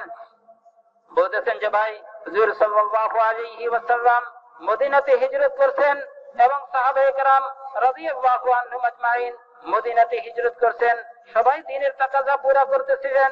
হযরত আবু বকর রাদিয়াল্লাহু আনহু কঠিন কঠিন সময়ের মধ্যে, বিশেষভাবে হুজুর সাল্লাল্লাহু আলাইহি ওয়াসাল্লামের ইন্তেকালের পরে কত কঠিন সময় ছিল এবং কাফেরদের কত হিম্মত বাড়ে গেছিল। এই হিম্মতের সময় হযরত আবু বকর রাদিয়াল্লাহু আনহু যখন দ্বীনের তাকাজা পুরা করার মধ্যে সাহাবাদেরকে নিয়ে জমছিলেন এবং নকল হরকতের মধ্যে জমছিলেন, দ্বীনের তাকাজা পুরা করার মধ্যে সাহাবাদেরকে নিয়ে আগে বাড়ছিলেন, আল্লাহ জাল্লা শানুহু কাফেরদের হিম্মতকেও খতম করে দিয়েছেন, দ্বীনের কামের মধ্যে সাহায্য করছেন, কদমে কদমে নসরত করছেন, পুরা দুনিয়ার মধ্যে দ্বীনকে জিন্দা করছেন। বলতেছেন যে ভাই, এই নকল হরকতের মধ্যে যখন মানুষ জমে এবং দ্বীনের তাকাজা পুরা করার মধ্যে মানুষ যখন জমে, দ্বীনের তাকাজা পুরা করার মধ্যে দাঁড়ায়, তো আল্লাহ জাল্লা শানুহু তাদের ঈমানের মধ্যে মজবুতিও দান করেন, তাদের ঈমানের মধ্যে কামাল দান করেন এবং তাদেরকে দ্বীনের তাকাজা পুরা করার মধ্যে সর্ব অবস্থা সাহায্য করেন এবং দ্বীনের মধ্যে তাদের পরিপূর্ণতা আসে। বলতেছেন যে ভাই, ঈমানের মধ্যে যত পরিপূর্ণতা আসবে, দ্বীনের মধ্যে অত পরিপূর্ণতা আসবে, ইতাআতের মধ্যে পরিপূর্ণতা আসবে। বলতেছেন যে সিফাত আর গুণাবলীর মধ্যে পরিপূর্ণতা আসবে, আল্লাহর উপরে ভরসার মধ্যে পরিপূর্ণতা আসবে, শুকর আর সবরের মধ্যে পরিপূর্ণতা আসবে। বলতেছেন যে ভাই, আখিরাতের ইয়াকিনের মধ্যে পরিপূর্ণতা আসবে যখন মানুষ দ্বীনের তাকাজা পুরা করার মধ্যে নিজেকে জমায়, সর্ব অবস্থায় দ্বীনের তাকাজা পুরা করতে থাকবে, তো আল্লাহ জাল্লা শানুহু ঈমানের মধ্যে কামাল দান করবেন, তাকওয়ার মধ্যে কামাল দান করবেন, সবর আর শুকরের মধ্যে কামাল দান করবেন, তাওয়াক্কুলের মধ্যে কামাল দান করবেন। তিনি বলতেছেন যে ভাই, দ্বীনের তাকাজা পুরা করার মধ্যে আল্লাহ পাকের সন্তুষ্টির জন্য ইখলাস আর খুলুসিয়তের সাথে, এজন্য বলতেছেন যে ভাই, ইখলাস আর খুলুসিয়ত এটা বহুত বড় গুরুত্বপূর্ণ নম্বর। এর মধ্যে বলতেছেন যে আমাদের মেহনত করে দ্বীনের তাকাজা পুরা করার মধ্যে সর্ব অবস্থায় আল্লাহর সন্তুষ্টির জন্য দুনিয়ার কোনো উদ্দেশ্য না থাকে, দুনিয়ার কোনো গরজ না থাকে। বলতেছেন যে ভাই, দুনিয়ার স্বার্থ পুরা করার কোনো গরজ না থাকে, একমাত্র আল্লাহর সন্তুষ্টির জন্য, আল্লাহকে পাওয়ার জন্য দ্বীন দুনিয়ার মধ্যে জিন্দা হওয়ার মেহনতকে পুরা করবে, তো আল্লাহ জাল্লা শানুহু সর্বসময় কদমে কদমে তাদের সাহায্য করবেন এবং তাদেরকে ঈমানের মধ্যে মজবুতি দান করবেন এবং আল্লাহ পাকের উপরে ভরসা, তাকওয়া এবং সবর আর শুকরের মধ্যে মজবুতি দান করবেন। বলতেছেন যে ভাই, যদি এই দ্বীনের তাকাজা পুরা করার মধ্যে দুনিয়ার কোনো উদ্দেশ্য থাকে, নিজের কোনো উদ্দেশ্য থাকে, দুনিয়া হাসিল করার কোনো উদ্দেশ্য থাকে, স্বার্থ কোনো থাকে, বলতেছেন যে ভাই, সে কখনো এই দিনে কখনো মওত পর্যন্ত এই কাজের মধ্যে চলতে পারবে না। মধ্যখানে সে কাটা পড়ে যাবে, মধ্যখানে আল্লাহ জাল্লা শানুহু তাকে সরাই দিবেন, আর না হয়তো চলতে চলতে যদি সে আখের পর্যন্ত যায়, বলতেছেন যে ভাই, সেই কামের মধ্যে থাকতে পারবে না। এজন্য ইখলাস আর খুলুসিয়তের সাথে এই কামের তাকাজা পুরা করতে থাকবে, তো আল্লাহ জাল্লা শানুহু কদমে কদমে সাহায্য করবেন। বলতেছেন যে ভাই, হযরত আবু বকর রাদিয়াল্লাহু আনহু কিভাবে দ্বীনের তাকাজা পুরা করছেন, তো আল্লাহ জাল্লা শানুহু দুনিয়া থেকে যখন যাইতেছিলেন, কিরকম খুশখবরি, কিরকম সুসংবাদ মদিনাবাসী সবাই শুনতেছিল। এই আওয়াজ হইতেছিল মদিনার মধ্যে, ইয়া আইয়াতুহান নাফসুল মুতমাইন্না ইরজিই ইলা রাব্বিকি রাদিয়াতাম মারদিয়া ফাদখুলি ফি ইবাদি ওয়াদখুলি জান্নাতি। এই আওয়াজ মদিনাবাসী শুনতেছিল। হযরত আবু বকর রাদিয়াল্লাহু আনহুকে ইন্তেকালের সময় সুসংবাদ শোনানো হইতেছে। বলতেছেন যে ভাই, আর যখন জান্নাতে প্রবেশ করার সময় হবে, তখন সমস্ত জান্নাত হযরত আবু বকর রাদিয়াল্লাহু আনহুকে ডাকতে থাকবেন, হে আবু বকর, আপনি আমার মধ্যে আসেন, আমার দরওয়াজা দিয়ে আপনি জান্নাতের মধ্যে প্রবেশ করেন। বলতেছেন যে ভাই, এই সুসংবাদ এবং এই মৃত্যুর সময় সুসংবাদ, এটা কিসের কারণে? একমাত্র হযরত আবু বকর রাদিয়াল্লাহু আনহু সাহাবাদেরকে নিয়ে দ্বীনের তাকাজা পুরা করার মধ্যে এরকম জমছিলেন, এরকম জমছিলেন, এরকম জমছিলেন। আল্লাহ দ্বীনকেও কামালের মধ্যে পৌঁছাইছেন, দ্বীন পরিপূর্ণ হয়েছে। বলতেছেন যে ভাই, দ্বীন দুনিয়ার মধ্যে প্রসার আর প্রসার হইতেছিল, বাতিলের হিম্মত খতম হয়েছে। তাদের যে মেরে মুহতারাম হিম্মত হুজুর সাল্লাল্লাহু আলাইহি ওয়াসাল্লামের ইন্তেকালের কারণে তাদের যে দুঃসাহস এটাকেও আল্লাহ খতম করে দিয়েছেন এবং মুসলমানদেরকে আল্লাহ এই কাজের মধ্যে কদমে কদমে সাহায্য করছেন। তিনি বলতেছেন যে ভাই, এজন্য আমাদের কত বড় জিম্মাদারি, আমাদের কত বড় আমানত। বলতেছেন যে ভাই, হুজুর সাল্লাল্লাহু আলাইহি ওয়াসাল্লাম এবং সাহাবায়ে কেরাম রাদিয়াল্লাহু আনহুম আজমাইন যেভাবে দ্বীনের তাকাজা পুরা করার মধ্যে ইস্তেকামতের সাথে সর্ব অবস্থায় সর্বসময়ের মধ্যে আগে বাড়ছিলেন এবং সর্বসময়ের মধ্যে তাকাজা পুরা করছেন, সর্ব অবস্থায় তাকাজা পুরা করছেন। বলতেছেন যে ভাই, আমাদেরও জিম্মাদারি সর্ব অবস্থায় সর্বসময়ের মধ্যে দ্বীনের তাকাজা এইভাবে ইস্তেকামতের সাথে পুরা করতে থাকো। सुन रहे हैं? ঘুমাই গেছি না শুনতেছি ভাই? सारी दुनिया में जाएंगे? पूरा दुनिया যাবো তো ইনশাআল্লাহ।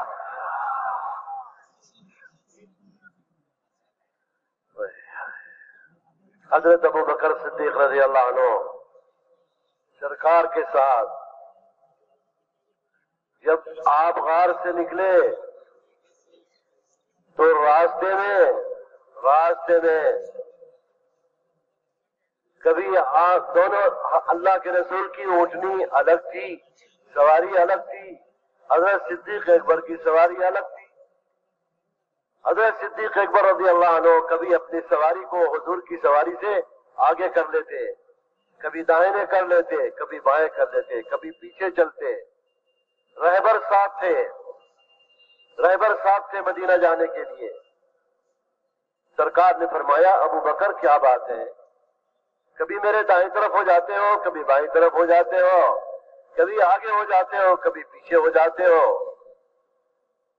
हजरत अबू बकर सिद्दीक रज़ियल्लाहु अन्हु ने फरमाया, अल्लाह के रसूल, कभी मुझे ख्याल आता है कि कहीं दाईं तरफ से कोई हमला न कर दे, कभी बाईं तरफ से कोई आपके ऊपर हमला न कर दे, कभी आगे से न कोई आ जाए। जैसा जैसा मुझे ख्याल आता है उसी के मुताबिक मैं अपनी सवारी को आगे पीछे दाएं बाएं करके चलता हूँ। বলতেছেন যে হযরত আবু বকর রাদিয়াল্লাহু আনহু হুজুর সাল্লাল্লাহু আলাইহি ওয়াসাল্লামের সাথে এই দ্বীনের তাকাজা পুরা করার মধ্যে কিরকম ভাবে সাথ দিয়েছেন, কিরকম ভাবে দ্বীনের তাকাজা পুরা করছেন। এই হিজরতের সফরের মধ্যে হুজুর সাল্লাল্লাহু আলাইহি ওয়াসাল্লাম গারে সওর থেকে যখন বাহির হয়ে রওনা করছেন, হযরত হুজুর সাল্লাল্লাহু আলাইহি ওয়াসাল্লামের সওয়ারি ভিন্ন ছিল, হযরত আবু বকর রাদিয়াল্লাহু আনহুর সওয়ারি ভিন্ন ছিল। বলতেছেন যে হযরত আবু বকর রাদিয়াল্লাহু আনহু কখনো সওয়ারি নিয়ে সামনে যাইতেছেন, কখনো ডান দিকে যাইতেছেন, কখনো বাম দিকে যাইতেছেন, কখনো পিছের দিকে যাইতেছে, পিছে যাইতেছেন। বলতেছেন যে রাহবর তো সাথে ছিল, রাহবর তো চলতেছিল। হযরত আবু বকর রাদিয়াল্লাহু আনহু বারবার এরকম করতেছেন, কখনো সামনের দিকে যান, কখনো ডান দিকে যান, কখনো বাম দিকে যান, আর কখনো পিছনের দিকে যান। হুজুর সাল্লাল্লাহু আলাইহি ওয়াসাল্লাম জিজ্ঞাসা করলেন, হে আবু বকর, আপনি কেন এরকম করতেছেন? কখনো সামনের দিকে, কখনো পিছনে, কখনো ডান দিকে, কখনো বাম দিকে। হযরত আবু বকর রাদিয়াল্লাহু আনহু বলতেছেন যে ইয়া রাসূলুল্লাহ, আমার ভয় হইতেছে, না জানি কখন দুশমন আপনার নিকটে আক্রমণ করে, এজন্য আমি কখনো সামনের দিকে যাই, কখনো পিছনের দিকে যাই, কখনো ডান দিকে যাই, কখনো বাম দিকে যাই, এই ভয়ে না জানি আপনার উপরে কোনো দুশমন হামলা করে ফেলে।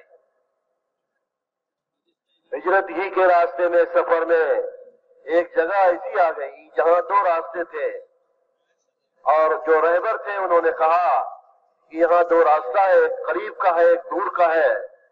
दूर वाला रास्ता अमन का है, ये करीब वाला रास्ता, इस रास्ते में दो डाकू रहते हैं। वो दोनों डाकू जो भी इधर से जाता है उसका माल छीन लेते हैं, उसका सामान ले लेते हैं। सरकार ने फरमाया कि ये करीब वाले रास्ते से चलो, जिस रास्ते पर दो डाकू रहते हैं। और आपकी दिली तमन्ना ये थी कि उनको दावत देंगे, कलमे की दावत देंगे, तौहीद और रिसालत की दावत देंगे, हो सकता है अल्लाह ताला उनको हिदायत दे दे। चुनांचे उसी रास्ते पर चले, और जैसे वहां पहुंचे वैसे ही वो दोनों डाकू आ गए। सरकार दो आलम सल्लल्लाहु अलैहि वसल्लम ने उन्हें दावत देनी शुरू कर, और दावत देते देते अल्लाह ताला ने उनके दिल में मोहम्मद सल्लल्लाहु अलैहि वसल्लम की रिसालत और नबूवत पर एतमाद पैदा कर दिया, और आपकी दावत कबूल करके वो दोनों मुसलमान हो गए।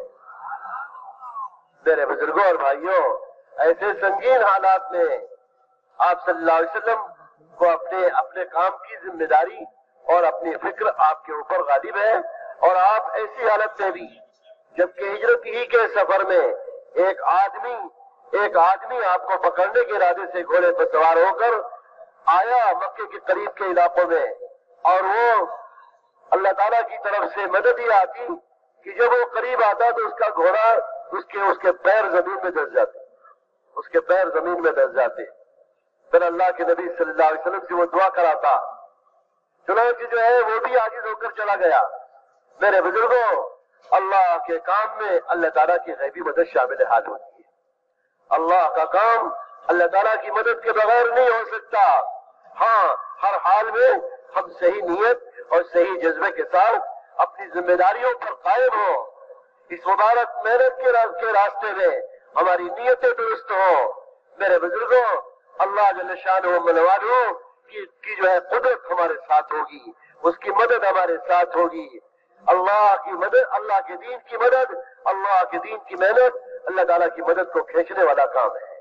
یا ایھا الذین آمنوا، یا ایھا الذین آمنوا ان تنصروا اللہ ینصرکم، اگر تم اللہ کے دین کی مددگار بنو گے اللہ تعالیٰ تمہاری مدد کرے گا۔ اللہ کی مدد یقینی ہے، اللہ تعالیٰ کی مدد یقینی ہے۔ میرے بزرگوں، اللہ کی مدد یقینی ہے۔ ہر حال میں کام کرنا، ہر حال میں نقل و حرکت پر رہنا، ہر حال میں اللہ کے دین کی خاطر ہجرت میں رہنا۔ میرے بزرگوں، جب آ جائے حکم، جب حکم آ جائے نکلو، تو ہم اس کے لیے تیار ہو جائیں، اس یقین کے ساتھ کہ اللہ تعالیٰ کی مدد یقینی ہے۔ ایک روایت میں ہے، ایک حدیث میں ہے کہ اللہ تعالیٰ ضمانت لیتے ہیں اپنے ان بندوں کی جو اللہ کے راستے میں نکلتے ہیں، اللہ تعالیٰ اس کا ضامن ہو جاتا ہے، ان کے گھر والوں کا خلیفہ ہو جاتا ہے۔ میرے بزرگوں، اللہ جل شانہ منوالہ نے کس طرح سے مدد فرمائی اپنے نبی کی، اور کس طرح سے مدد فرمائی اپنے ایمان والے بندوں کی۔ اللہ تعالیٰ نے وعدہ فرمایا ہے، ہم مدد کرتے ہیں اپنے رسولوں کی، اور ایمان والوں کی مدد کا بھی اللہ تعالیٰ کا وعدہ ہے۔ ہاں میرے بزرگوں، دنیا میں بھی اور آخرت کی ابدالآباد کی زندگی میں بھی۔ বলতেছেন যে ভাই, এই হিজরতের সফরের মধ্যে আল্লাহ জাল্লা শানহু কিভাবে হুজুর সাল্লাল্লাহু আলাইহি ওয়াসাল্লামের সাহায্য করছেন। বলতেছেন যে হুজুর সাল্লাল্লাহু আলাইহি ওয়াসাল্লাম সফরে চলতেছিলেন, এমত অবস্থায় এমন এক জায়গা আসছে যে জায়গা থেকে দুই দিকে রাস্তা। যিনি রাহবার ছিলেন তিনি বললেন, ইয়া রাসূলুল্লাহ, এই দিকের যে রাস্তাটা, এই রাস্তা অনেক দূরের রাস্তা, অনেক দূর, মদিনা পর্যন্ত পৌঁছতে অনেক দূর রাস্তা, কিন্তু এটা বড় আমনের রাস্তা, এটার মধ্যে কোনো ভয় নাই, কোনো অসুবিধা হওয়ার সম্ভাবনা কম। আর দ্বিতীয় রাস্তা যে খুব শর্টকাট রাস্তা, খুব অল্প রাস্তা, কিন্তু এখানে দুইজন ডাকাত এখানে থাকে, যারা এই রাস্তায় চলে তাদের সমস্ত মাল দৌলত নিয়ে যায় এবং তাদেরকে কতল করে দেয়। তো হুজুর সাল্লাল্লাহু আলাইহি ওয়াসাল্লাম বললেন, আমাকে এই অল্প রাস্তায় নিয়ে চলো। বলতেছেন যে হইতে পারে, আমি হুজুর সাল্লাল্লাহু আলাইহি ওয়াসাল্লামের আশা ছিল, বলতেছেন যে আমি তাদেরকে দাওয়াত দিব, হইতে পারে আমার দাওয়াতে ডাকাতরা মুসলমান হয়ে যাবে, কলমা পড়ে নেবে, হুজুর সাল্লাল্লাহু আলাইহি ওয়াসাল্লামের রিসালাতের উপরে ঈমান আনবে। হুজুর সাল্লাল্লাহু আলাইহি ওয়াসাল্লাম ওই রাস্তায় চললেন। বলতেছেন যে ভাই, সর্ব অবস্থায় নিজের জিম্মাদারি পুরা করার, এই দাওয়াতের তাকাজা পুরা করার, দাওয়াতের কামের কিরকম গুরুত্ব ছিল এবং দাওয়াতের কিরকম জিম্মাদারির অনুভূতি ছিল, হুজুর সাল্লাল্লাহু আলাইহি ওয়াসাল্লাম এই কামকে কিরকম গুরুত্বের সাথে পুরা করছেন। বলতেছেন যে এই কঠিন সফরের মধ্যে, এই কঠিন রাস্তায় হুজুর সাল্লাল্লাহু আলাইহি ওয়াসাল্লামের দিলের মধ্যে ওই জজবা, ওই ফিকির যে আমি দাওয়াত দিতে পারি, মানুষ পাবো, দাওয়াত দিব।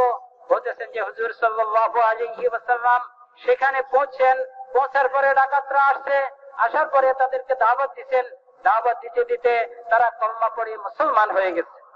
বলতেছেন যে ভাই, এই হুজুর সাল্লাল্লাহু আলাইহি ওয়াসাল্লামের এই কিরকম জজবা, কিরকম ফিকির, দাওয়াতের কিরকম ফিকির, কিরকম জজবা।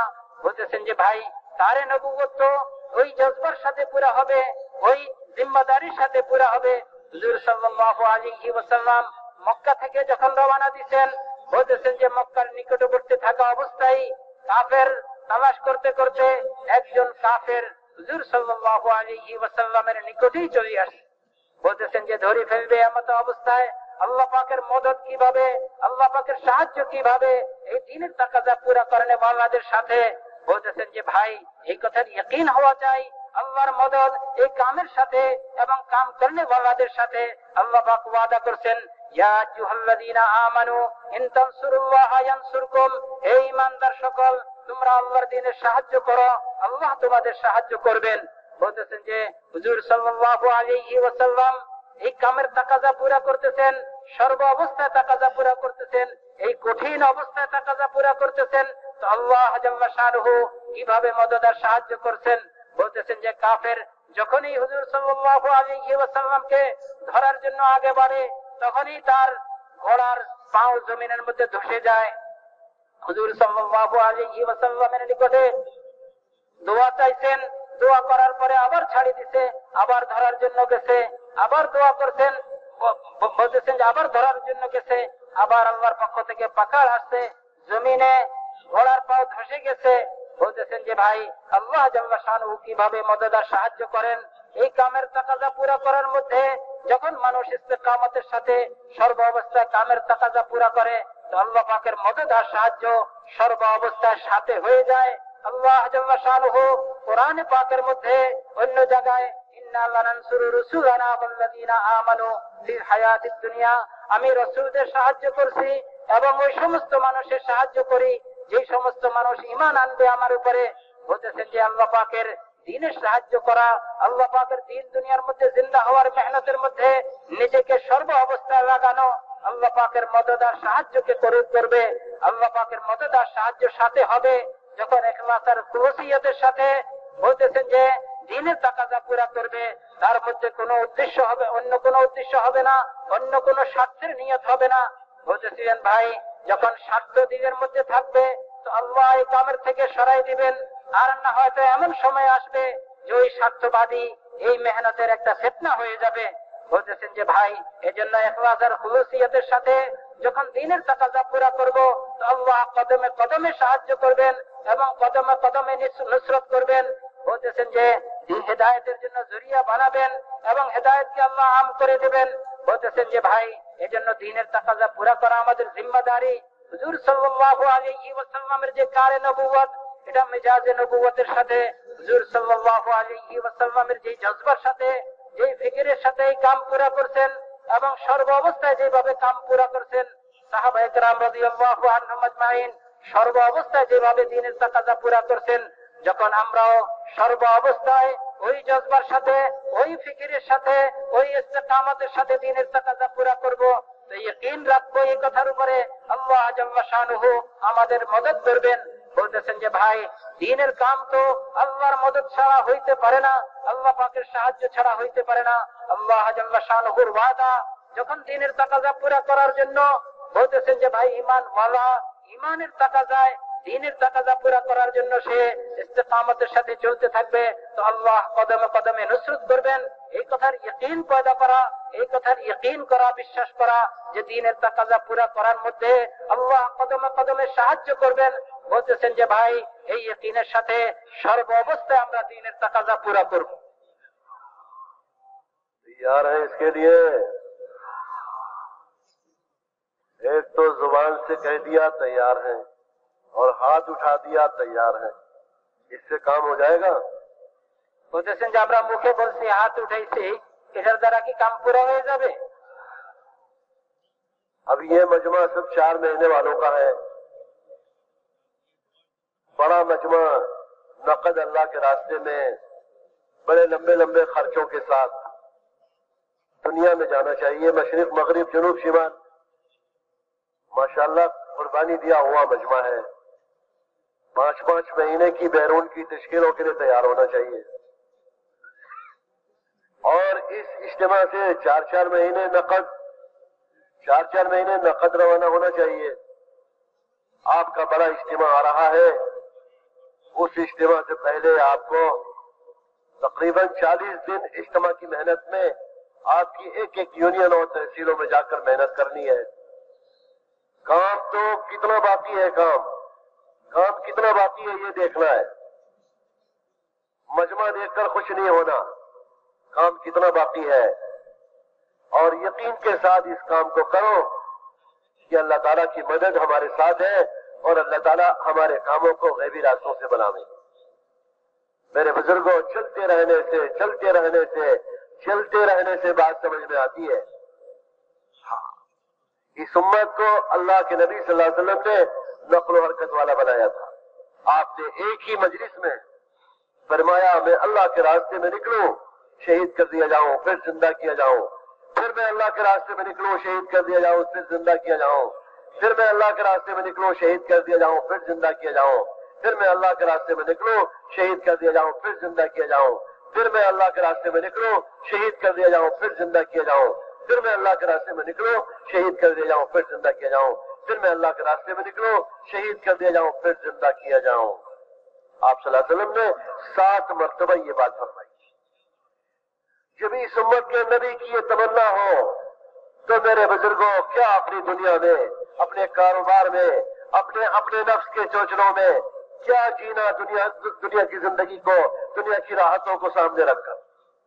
अल्लाह के नबी सल्लल्लाहु अलैहि वसल्लम का गम हमारा गम हो, आपकी तमन्नाएं हमारी तमन्नाएं हो, और आपकी फिक्र हमारी फिक्र हो। अल्लाह ताला ने वादा फरमाया है कि ऐ ईमान वालों, अगर तुम अल्लाह के दीन के मददगार बनोगे, अल्लाह ताला तुम्हारी मदद करेगा और तुम्हारे कदमों को जमा देगा। साबित कदमी भी हासिल होगी, हर मौके पर साबित कदमी हासिल होगी, और अल्लाह ताला ईमान के साथ खात्मा।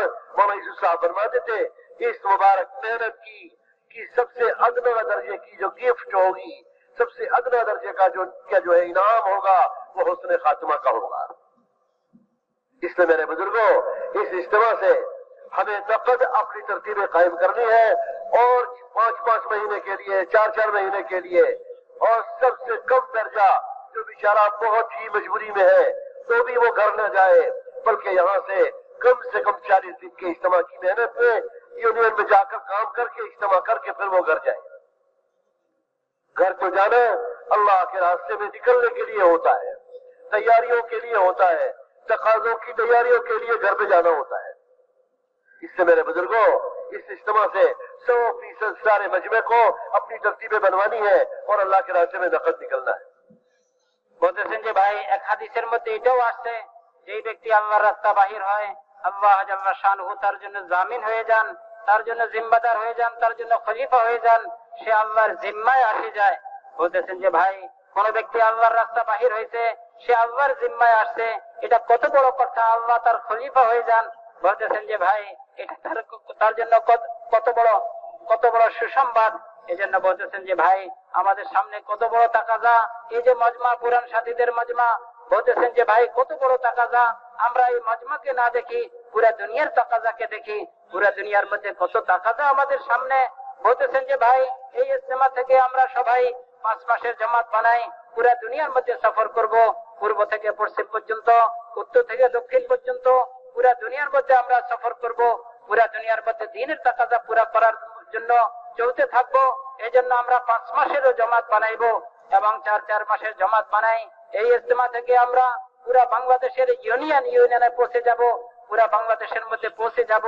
বলতেছেন যে ভাই, আমাদের সামনে ইজতিমা আসতেছে, এই ইজতিমার আমাদের পুরা মেহনত এই মজমার জিম্মায়, এবং এই মজমার যত কোরবানির সাথে এই মজমা, বলতেছেন যে ভাই, আগে বাড়বে তো আল্লাহ জাল্লা শানহু ইজতিমার তাকাজা পুরা করবেন, ইজতিমা থেকে পুরা দুনিয়ার তাকাজা পুরা করবেন। এজন্য বলতেছেন যে ভাই, আমরা সবাই পুরান সাথী, আমরা আল্লাহ পাকের মদদ আর সাহায্যের ইয়কিন করি, আল্লাহ পাকের মদদ আর সাহায্যের ইয়কিনের সাথে আমরা কদম বাড়াই। তা কি দেখবো আমরা আমাদের দুনিয়ার কাম। বলতেছেন যে ভাই, আমাদের সামনে দ্বীনের তাকাজা আসছে, দ্বীনের তাকাজা হুজুর সাল্লাল্লাহু আলাইহি ওয়াসাল্লাম কিভাবে পুরা করছেন। হুজুর সাল্লাল্লাহু আলাইহি ওয়াসাল্লাম একবার দুইবার না, বারবার এই কথা বলছেন যে আমি আল্লাহর রাস্তা বাহির হই, আমাকে কতল করে দেওয়া হয়, তারপরে আবার আমাকে জিন্দা করেন, আবার আমি আল্লাহর রাস্তা বাহির হই, দ্বীনের তাকাজা পুরা করি, পুরা করতে করতে আমাকে কতল করে দেওয়া হয়, আবার আমাকে জিন্দা করা হয়, আবার কতল করে দেওয়া হয়। এইভাবে বারবার বলতেছেন যে হুজুর সাল্লাল্লাহু আলাইহি ওয়াসাল্লামের দ্বীনের মধ্যে এই কামের কত বড় গুরুত্ব ছিল, নবীর দ্বীনের মধ্যে এই কামের এত গুরুত্ব, উম্মতের দ্বীনের মধ্যে কি পরিমাণ গুরুত্ব হওয়া যায়। বলতেছেন যে ভাই হুজুর সাল্লাল্লাহু আলাইহি ওয়াসাল্লাম কিরকম গুরুত্বের সাথে বারবার বলতেছিলেন।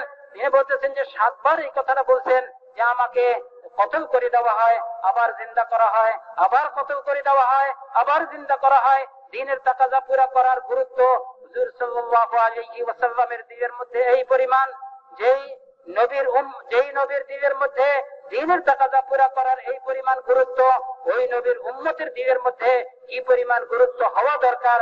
বলতেছেন যে ভাই হুজুর সাল্লাল্লাহু আলাইহি ওয়াসাল্লাম দ্বীনের তাকাজা পুরা করতেছিলেন, আর আল্লাহ জাল্লা শানুহু কদমে কদমে সাহায্য করতেছিলেন, কদমে কদমে আল্লাহ পাকের নুসরত হইতেছিল।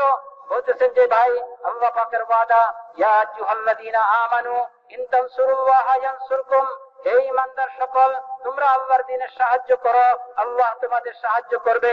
বলতেছেন যে ভাই এত বড় তাকাজা আমাদের সামনে, পুরো দুনিয়ার মধ্যে আমরা যে 5 মাসের জামাত বানাই সফর করি, এবং পুরো বাংলাদেশের মধ্যে আমরা 4 মাসের জামাত বানাই আমরা সফর করি। তিনি বলতেছেন যে ভাই একবারে যার আর কোন মানে হিম্মতের সাথে বাহির হইতে পারে না, কমপক্ষে তো এক চিল্লার জন্য আমরা বাহির হয়েই যাই। বলতেছেন যে ভাই জামাত বানাই আমরা পুরা বাংলাদেশের ইউনিয়নে পৌঁছে, হালকায় পৌঁছে, এক এক ইউনিয়নের মধ্যে যে হালকা আছে ওই হালকাগুলির মধ্যে পৌঁছে। বলতেছেন যে ভাই ইজতেমা পর্যন্ত এমন মেহনত করি যাতে মানুষের জিন্দেগি পরিবর্তন হয়, যাতে মানুষের ইমানের অবস্থার পরিবর্তন হয়, দ্বীন জিন্দেগিতে আসে। বলতেছেন যে ভাই আমরা যখন দ্বীনের তাকাজা পুরা করতে থাকবো তো আল্লাহ পাকের ওয়াদা, আল্লাহ আমাদের কদমে কদমে সাহায্য করবেন, আল্লাহ পাক আমাদের নুসরত করবেন। এবং আখের কমপক্ষে এতটুকু তো হবে, হযরত মাওলানা ইউসুফ সাহেব রাহমাতুল্লাহ আলাইহি কথা বলতেন, যখন উম্মত দ্বীনের তাকাজা পুরা করতে থাকবে তো আল্লাহ জাল্লা শানুহু দুনিয়ার মধ্যে একবারে নিম্ন ইনাম, নিম্ন পুরস্কার তাকে দিবেন, তার হুসনে খাতেমা হবে, ভালো মৃত্যু হবে। বলতেছেন যে ভাই এই রাস্তার তাকাজা পুরা করার মধ্যে আমরা যদি ইস্তেকামতের সাথে আগে বাড়তে থাকি, আমাদের সামনে কত বড় তাকাজা, ইজতেমা আমাদের সামনে, পুরো দুনিয়ার তাকাজা আমাদের সামনে। এই মাজমাকে আল্লাহ কুরবানি ওয়ালা মাজমা, বলতেছেন যে ভাই কাম নিয়ে চলনে ওয়ালা মাজমা, আমরা যদি আমাদের কদম আগে বাড়াই তো আল্লাহ কামকেও আগে বাড়াই দিবেন, আমাদেরকেও আগে বাড়াই দিবেন, আল্লাহ আমাদের কদমে কদমে সাহায্য করবেন, দ্বীন দুনিয়ার মধ্যে জিন্দা হবে, আল্লাহ আমাদের জিন্দেগিও পরিবর্তন করবেন, ইস্তেকামত নসিব করবেন, এবং বলতেছেন যে ভাই হুসনে খাতেমা আমাদেরকে নসিব করবেন। এজন্য আমরা প্রত্যেকে নিয়ত করি পিছনের দিকে দেখবো না, আমাদের অন্য কোন তাকাজাকে আমরা দেখবো না, আমরা তো দ্বীনের তাকাজাকে দেখি, আমাদের সামনে দ্বীনের তাকাজা আসছে, এই তাকাজাকে দেখে আমরা কদম বাড়াবো, আল্লাহ জাল্লা শানুহু আমাদের মদদের মধ্যে আল্লাহ আমাদের দিকে আগে বাড়বে। मौलाना यूसुफ साहब फरमाते थे इज्तिमा किसको कहते हैं, जमा करो अपने काम करने वालों को, तकाजे जमा हो गए हैं, उन तकाजों के मुताबिक सबको अल्लाह के रास्ते में रवाना करो। হযরত মাওলানা ইউসুফ সাহেব রাহমাতুল্লাহ আলাইহি বলতেন ইজতিমা কাকে বলে, ইজতিমা হইতেছে যে কাম করনে ওয়ালাদেরকে তাকাজা পুরা করার জন্য জমা করা, এবং ওই ইজতিমার মধ্যে কামের তাকাজাকে সামনে রাখা, যাতে সবাই এই তাকাজা নিয়ে পুরো দুনিয়ার মধ্যে ছড়াই পড়ে। বলতেছেন যে ভাই আসল ইজতিমা তো এটাকেই বলা হয়। अल्लाह के रसूल सल्लल्लाहु अलैहि वसल्लम की मस्जिद में एक ऐलान पर सारे ईमान वालों को जमा कर दिया जाता और तकाजों के मुताबिक उनको रवाना किया जाता। হুজুর সাল্লাল্লাহু আলাইহি ওয়াসাল্লামের মসজিদের মধ্যে ঈমান ওয়ালাদেরকে এই দ্বীনের তাকাজা পুরা করার জন্য একটা এলানের দ্বারা জমা করা হইতো, এবং দ্বীনের তাকাজা সামনে রাখে সবাইকে তাকাজা পুরা করে দেওয়ার জন্য বন্টন করে পাঠিয়ে দেওয়া হয়। सब तैयार है? সবাই তৈয়ার আছে ভাই ইনশাআল্লাহ? खड़े होके बताइए कैसे तैयार है। দাঁড়াই আমরা বলি যে আমরা কিভাবে তৈয়ার আছি, কত তৈয়ার আছি, যে আমরা